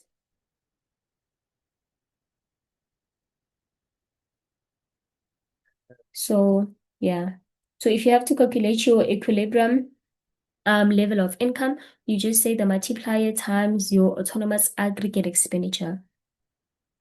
Also, there are three methods for calculating equilibrium income. So you can use the aggregate expenditure approach, whereby, so equilibrium income denoted by Y star, like that. So you can say aggregate expenditure up, when you're using the aggregate expenditure approach, you just say Y star, which is equilibrium income equals to consumption plus total consumption plus autonomous investment. This total consumption is the consumption function. Remember, it consists of induced consumption and autonomous. So it's going to be C bar plus small letter c times Y, right? This one. It represents this one. It's what I was showing you guys there. It represents this C plus small letter c and then capital letter Y for income, right? Plus your investment, because you're using the aggregate expenditure method, right? And then when you to calculate aggregate expenditure, obviously you say C, you just say C plus C bar. And then withdrawal or injection approach, you say your savings is equal to autonomous investment. And you know that your saving function is given by negative autonomous consumption, because we know that they are the savers in the economy, plus your MPS, or you can say 1 minus MPC. So your MPS, which is your marginal prosperity to, it's your marginal prosperity to save, it's S guys here, and then times Y, right? This side. And then which is gonna be equals to your autonomous investment. And then if they ask you to use the multiplier approach, you're gonna say to get your equilibrium income, you're gonna say the multiplier, which is denoted by alpha, times essentially this is referring to this A here, autonomous aggregate expenditure. This represents this. And then we know that autonomous aggregate expenditure will only consist of what? Autonomous consumption and autonomous investment, right? When you're using the multiplier approach. So this one can also be written like this, when using the multiplier approach, right? Oh yeah, okay, so we are done. Let me just go back to those questions that we left. I'm saying here, number 7, calculate the multiplier if C, which is the marginal price paid to consume, is equal to 0.875. So you guys, I know you guys know this one. We're just going to do it again. Because calculate the multiplier, you know, we say 1. If you're giving the MPC especially, we just say 1 minus MPC. I'm just going to write C. So if you say 1 divided by 1 minus 0.875, you're going to get 8. So the multiplier is 8. Then the equilibrium level of income is given by C equals to 100 million plus 0.8 Y. So remember the C is the autonomous consumption, and then this 0.8 is the MPC. And then it means that with every 1 rand increase in income, 0.8 will be what of that increase will be consumed, meaning that 0.2 of that will be saved. And they say that T is equal to 125 million. It's 125 million, right? So, sorry, autonomous investment is 125 million. And then what did they want here? They want us to now 20 to find out the equilibrium level of income. Okay, so let me just do this. So we have different methods that we can use to identify the equilibrium level of income, right? So I'm just going to use the multiplier approach, which says we could see Y star Y star, yeah, which means equilibrium income is equals to, I don't know, where can I get alpha? Okay, I'm just gonna write it. So the multiplier times is equal to the multiplier times um aggregate expenditure, right? Autonomous aggregate expenditure. So this one is like this. And then here you have your alpha like this, right? So we can calculate our, so we're using the multiplier approach, right? We can calculate our thingy, which one, the multiplier, because we have the MPC. So we're just going to say 1 divided by 1 minus 0.8. And if you say 1 divided by 1 minus 0.8, you get what? 5. So our multiplier is what? Is 5, right? And then times, and then aggregate ex autonomous aggregate expenditure, because it has a bar here, we're only gonna take what's the autonomous spending, which is autonomous consumption, and where's it as well as autonomous investment, right? Because we know that investment is autonomous. So we're just gonna say 100 here, 100 plus 125, right? 120. I don't think I'm gonna do all the questions. I'm really tired. I don't wanna lie. So if you say 100 plus 125, you get 225. So this is 225. This video was very long. I didn't expect it to be this long. So now you say 5 times 225. This is multiplication. So if you say 5 times 225, you're gonna get this amount, guys. So our Y star, which is our equilibrium income, is equals to this amount, 1,125, right? I think also if we use the aggregate expenditure approach, you'll still get the same answer. Let me see. Because with the aggregate expenditure approach, we just have to have our C plus Y, and then we're gonna solve for Y. Yeah, we're gonna still get that same answer. Let me just try to do it using the aggregate expenditure approach. So the aggregate expenditure approach is this one, whereby we say, oh, why did I write A? Where we say that to get your equilibrium income, Y star, you just say it's equal to your consumption plus your autonomous investment, right? I with the cap, right? So your consumption, really it's just it's the consumption function, this one. So you're gonna say 100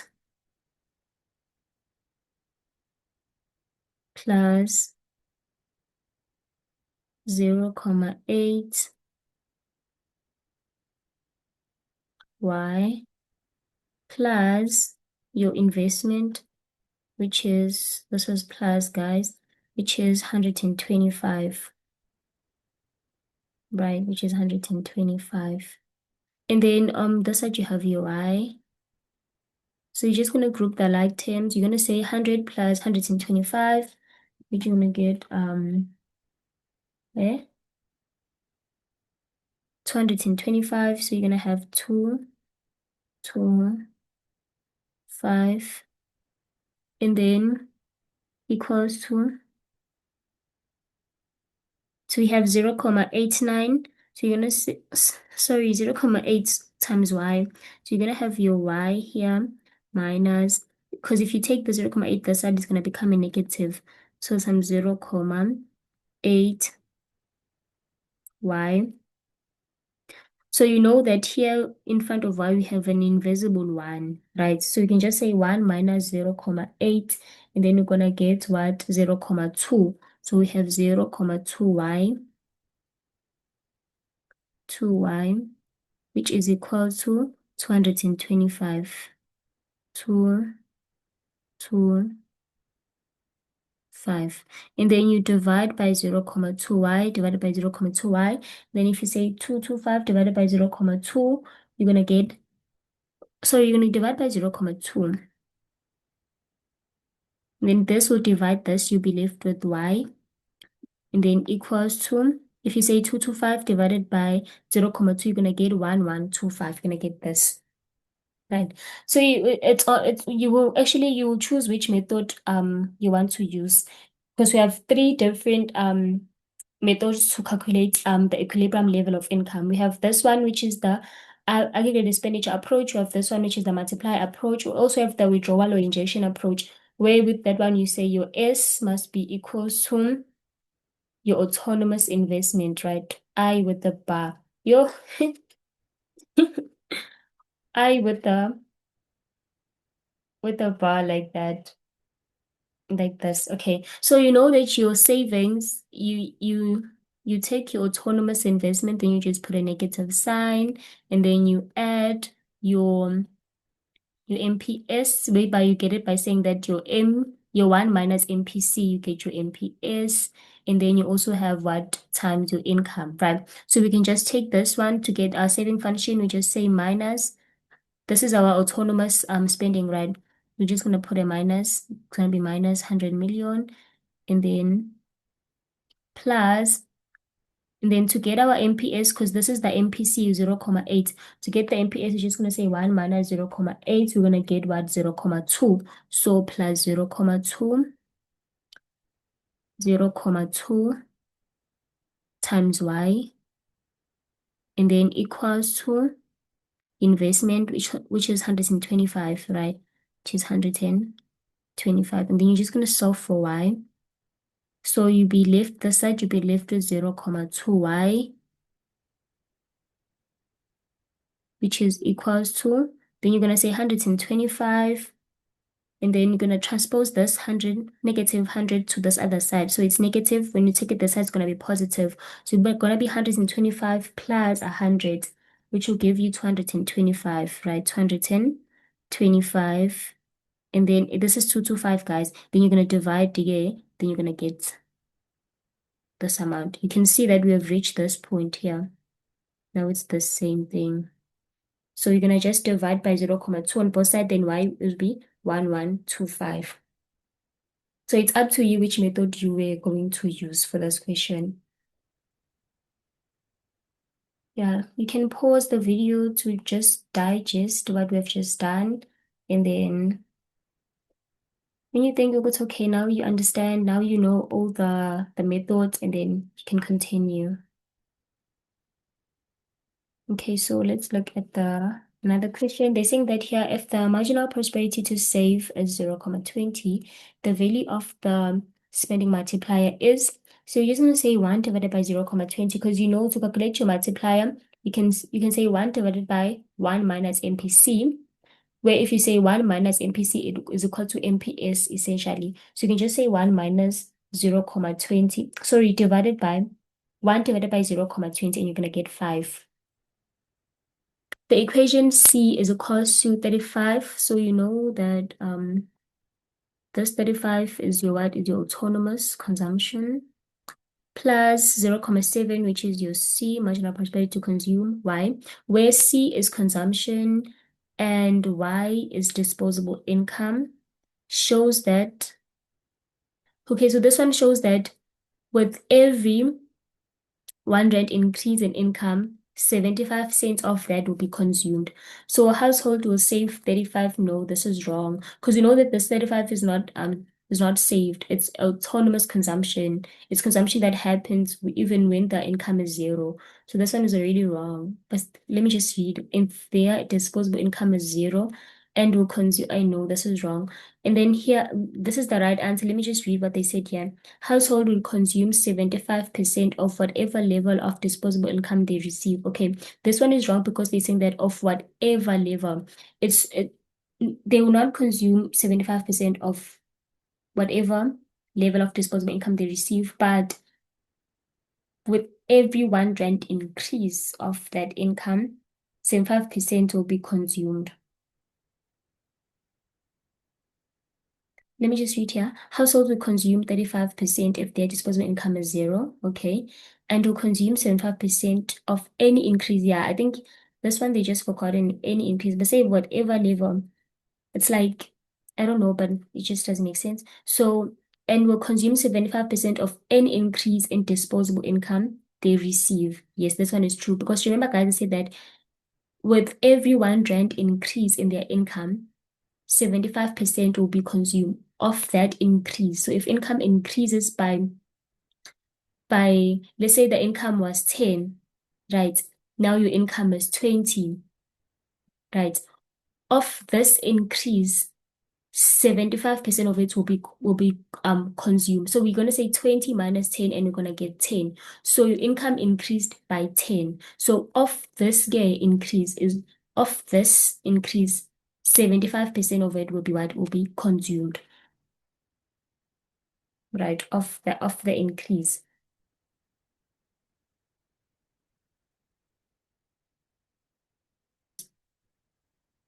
Okay, let's just do this one quickly and then they think that calculate the equilibrium level of, let me just use this. Consider an economy whose consumption function can be represented by C equals to, this is consumption, which is equal to 200. We know that this 200 is your autonomous consumption plus 0.8, which is your marginal prospect to consume times income. And then investment is autonomously set at 300.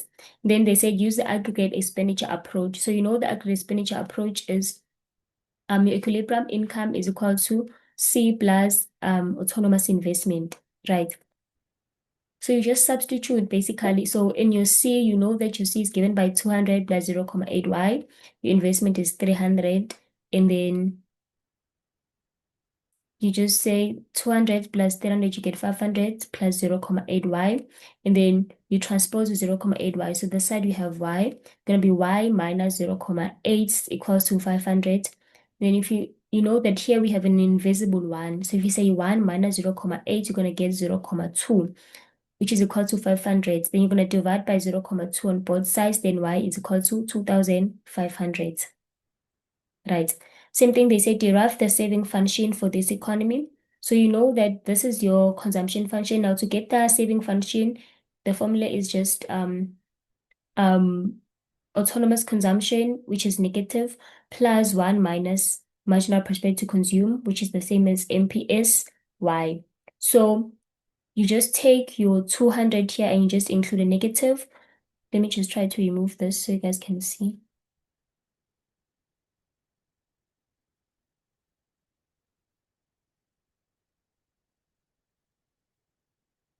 Okay, so you can see that you have your so you can see that you have negative 200, um, which is your autonomous consumption, right? Negative 200 plus your MPS. So you say 1 minus 0, comma C, right? Which is your MPC, which is to get your MPS, which is 0.2 times Y, right? And then they also say calculate the equilibrium level of income using the withdrawal or injection approach. So to get the equilibrium income, to get using the withdrawal, you just say S is equal to I. Yeah, autonomous investment. They forgot to put a cap, like is it a cap or a dash here, like this. This is autonomous investment. So your saving function, we've already determined it, and you said Duguti, your saving is negative 200 plus 0.2y, right? So you're going to say is minus 200 plus 0.2y equals to 300. And then you're going to take this 200 to this side. So it's negative. If it goes this side, it's going to be positive. So it's going to be 300 plus 200, which will give you 500. Then you're just going to divide by 0.2y on both sides, and you're going to get 2,500. Right. And they say now determine the multiplier and interpret it. You know, to calculate the multiplier, you just say 1 divided by MPS, or you can say 1 divided by 1 minus MPS, right? And you know that our MP, because here we have our MPC, sorry, this is MPC. So because here we have our MPS, which is 0.2, you can just say 1 divided by 0.2 and you get 5. Or we can just, because we have the MPS, we can say 1 minus 0.2 to get the MPC, which is 0.8. And we say 1 divided by 1 minus 0.8, which is our MPS. And we're going to get 5. The multiplier is what? Is 5. And then they also say here, hence calculate the equilibrium level of income using the multiplier approach. So using the multiplier approach, it's the alpha times aggregate autonomous expenditure, right? So whereby now I said with this one, it's your A bar like this, it's represent your, because it's autonomous only, so it's autonomous consumption plus autonomous investment. So firstly, we calculate your multiplier. We got a multiplier was 5, right? We calculated it here. So you're just going to take your multiplier, substitute here, it's 5. Then your aggregate autonomous spending is what? Is the autonomous consumption plus your no investment plus investment of 300. So you're going to say autonomous, which is 200, autonomous consumption, which is 200, plus investment, which is 300. Then you're going to record it here, which is 5. If you say 200 plus 300 is 500. So 500 times 5, you get 2,500. Right? It's still the same thing here. This side, they're calculating the multiplier, and the multiplier they got was okay, it's 5. And then they added the autonomous consumption and autonomous investment, which gave them 500. So 500 times 5, you get 2,500. Then they said, suppose the level of output that creates full employment in the economy is 300,000. Using the multiplier, determine the level of investment spending that will create full employment in the economy. Right. I don't think this is the right answer, so let me just write what I think is correct. Right. And also, like with this one, if you feel like this one is the right answer, yeah, this 2,500 is because this 2,500 is the equilibrium income, right? Is the equilibrium income. And here they want us to determine the level of investment, like the level of investment spending that will create full employment. So, well, what I did here is that let me just do this. So you know that another method that you can use to calculate the multiplier, you can say it's a change of aggregate expenditure or aggregate real GDP over a change in autonomous. I'm just gonna write A. Autonomous is it A? No, it's O U T, right? In autonomous spending, right? And then this will give you what? Will give you the multiplier, right? Just gonna write alpha here like this. So this will give you the multiplier, right? And Tina, what are we given here? We are told that, okay, we have the equilibrium income, which is 2,500, right? Because we've been calculating it, right? They say calculate the level of equilibrium income, which is 2,500. And then now the output that creates full employment in the economy is what? Is 300,000. And they want us now to determine the level of spending. So we also have our multiplier, which we calculated, which is what? Which is 5. So our multiplier, we have it as what? Is 5, right? And then now, so our equilibrium income is 2,500, but and then the equilibrium income that creates full employment, where now full employment is where aggregate expenditure equals to income is what? Is 3,000. So we're gonna try to find out the change in what? In our aggregate expenditure from 2,500 to 3,000. So if you say 2,500, so if you say 3,000 minus 2,500, you're gonna get what? You're gonna get 500. So the change in aggregate expenditure is what? Is 500. Right? Is 500. And then Tina, they want us to determine the level of investment spending that will create full employment. And then this full employment of 3,000, right? So what was added in investment to then reach this employment of what? Of 3,000. So we do not have this level of investment. It's what we need. This one, a change in autonomous investment. So we're gonna solve for this part here. So we're gonna say 500, which is our change in aggregate expenditure, divided by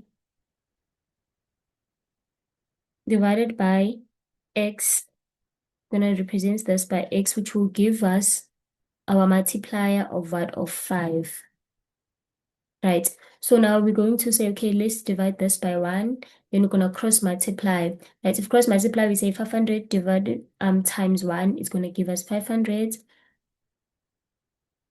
Right. And then if you say x times 5, you're going to give us 5x. Right. 5x equals to 500. Then we're going to divide by 5 on both sides. Right. We're going to divide by 5. Then you're going to divide also this side by what? By 5. And then your x will be what? Will be equals to 100. Is it 100, right? 500 divided by 5. Yeah, it's 100.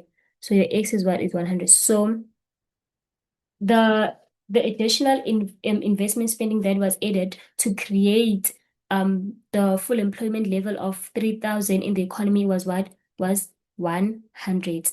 So now to determine if like, okay, so you're gonna say 100 plus the initial investment of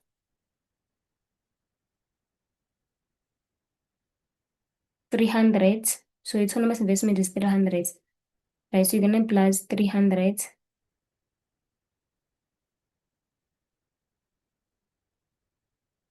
to get now the new autonomous investment, which is 400.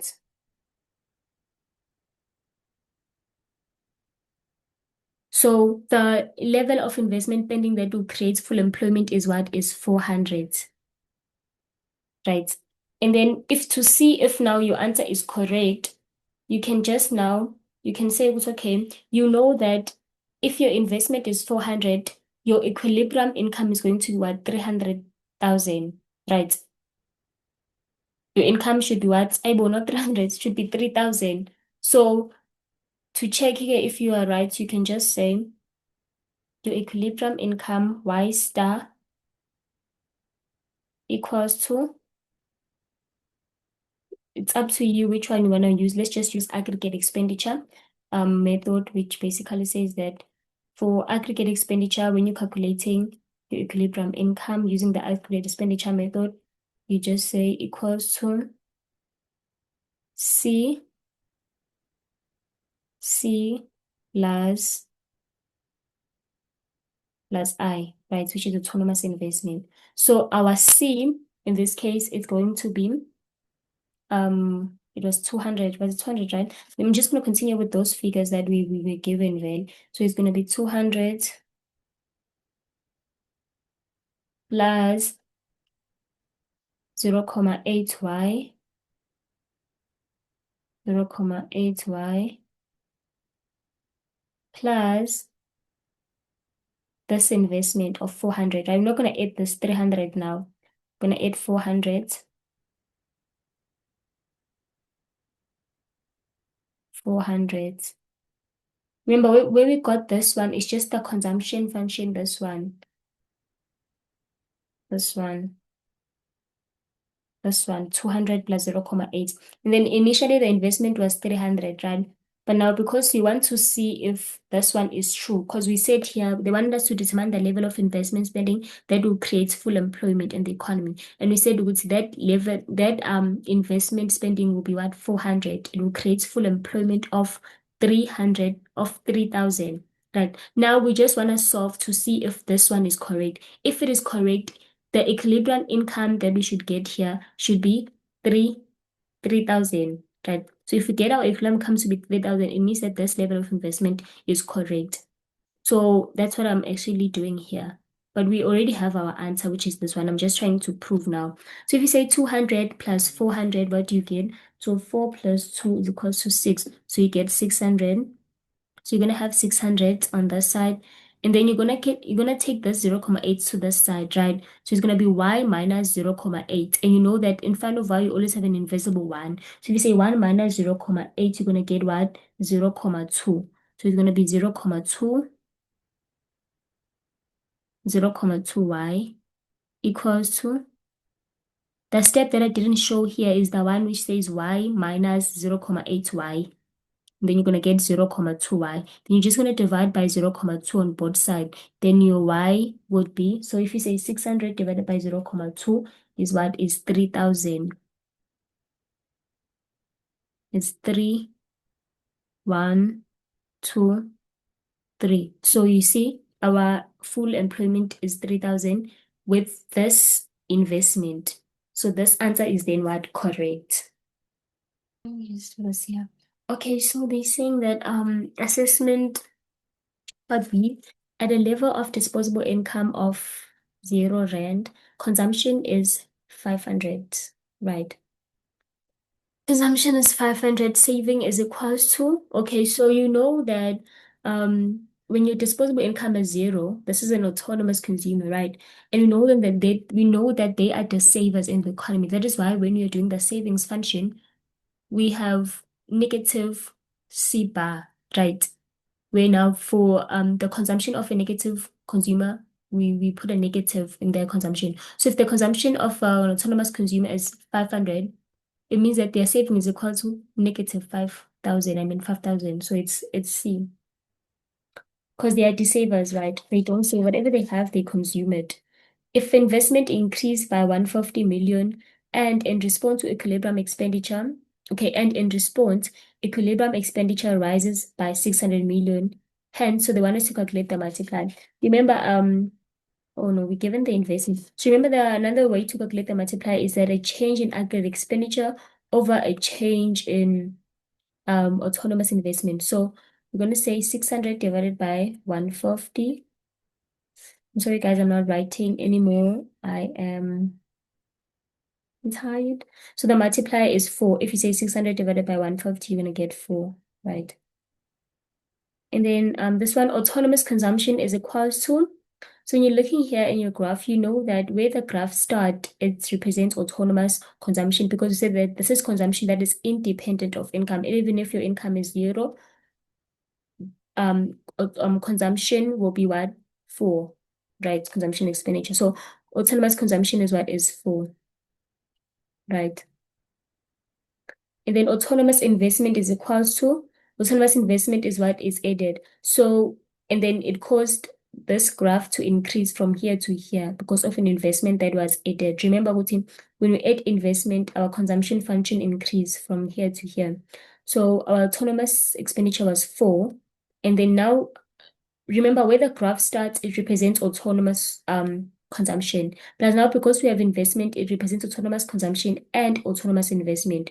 So if our autonomous consumption was 4, it means that now because it is 16, it means that something was added. So what was added is investment. So how much investment was added? You're gonna say 16 minus 4, you're gonna get 12. So it's 12.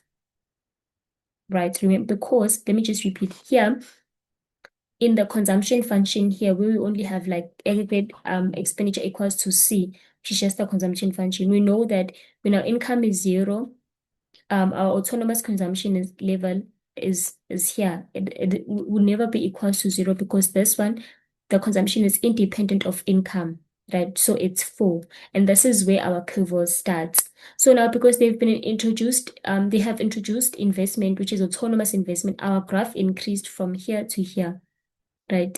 It increased, it increased like this, right?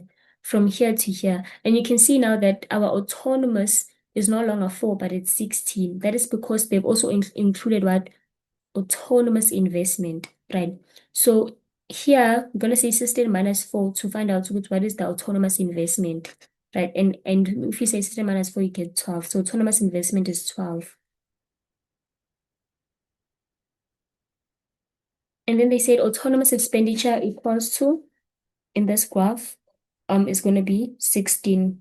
Autonomous expenditure is 16 because now it groups together all the the autonomous is in the I'm sorry about that, but yeah, in which is autonomous consumption by household, which is 4, and then autonomous investment, which is 12. So if you group them together, you get 16. So autonomous expenditure is 16. And then we have number 6, they're saying that, okay, let me just remove this.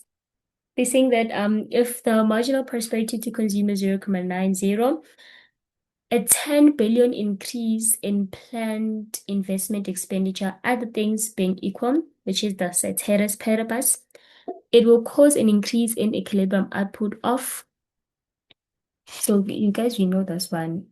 If you see investment and now they want to, what will they be an increase in the equilibrium output, just calculate the multiplier, right? And we're given the MPC. So you know that now to calculate the multiplier, you say 1 divided by 1 minus 0, 1 minus MPC.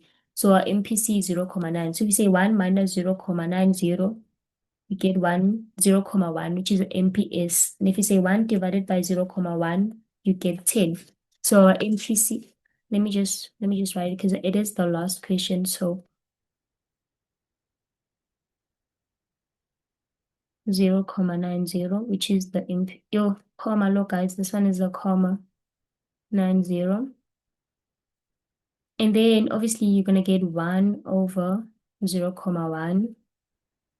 Remember the larger the MPC, the larger the multiplier. You can see that the MPC is 0.9, it's closer to 1. So the multiplier is gonna be large. Let's see.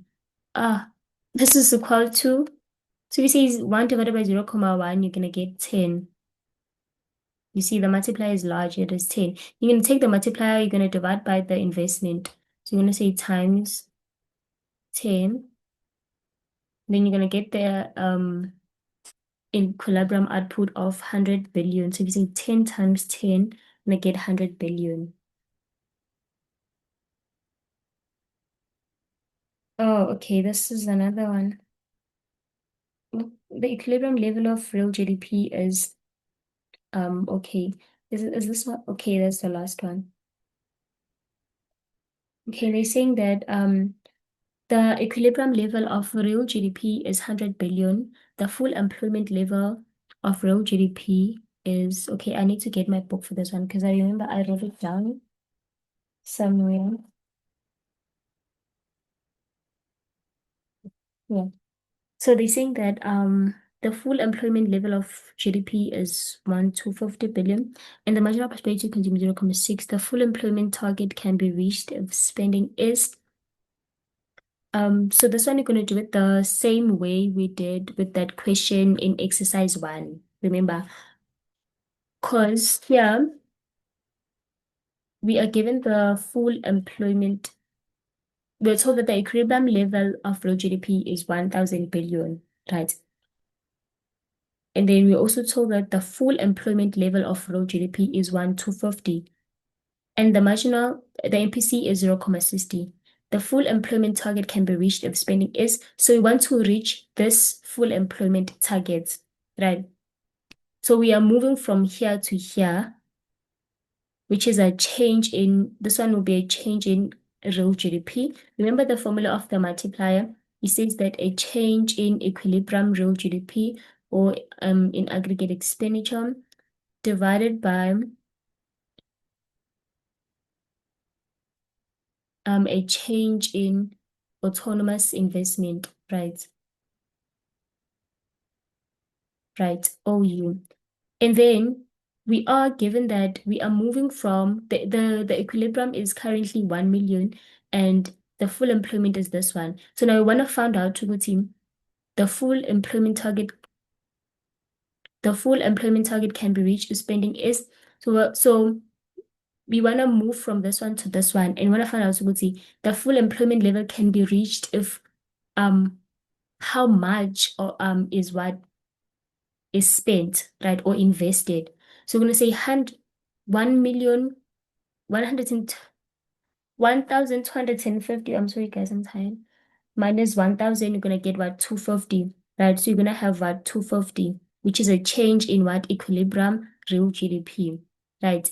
Divided by, and then we don't have our our current autonomous spending or the one that we want to move to. So we're just gonna record this one. We're gonna just say this one is X, right? Which is equals to, you know that to do, when you're doing this, you're basically trying to calculate the multiplier. And we can calculate the multiplier because we have the MPC. So we can just say 1 divided by 1 minus 0.60, and then we're gonna get 2.5. So our multiplier is what? Is 2.5. Right. And then now to find this x, you're going to say divided by 1, then you're going to cross multiply. So x times 2.5, you're going to get 2.5x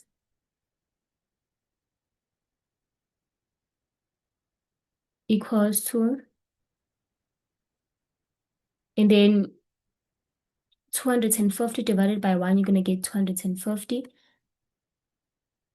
And then you're just going to divide by 2.5 on both sides. Then your x will be equal to 250 divided by 2.5. You're going to get 100. Each and every one of you guys, and I wish you guys all the best with your studies, right? Don't forget, guys, yeah, keep on pushing, study, study, study, and you've got this.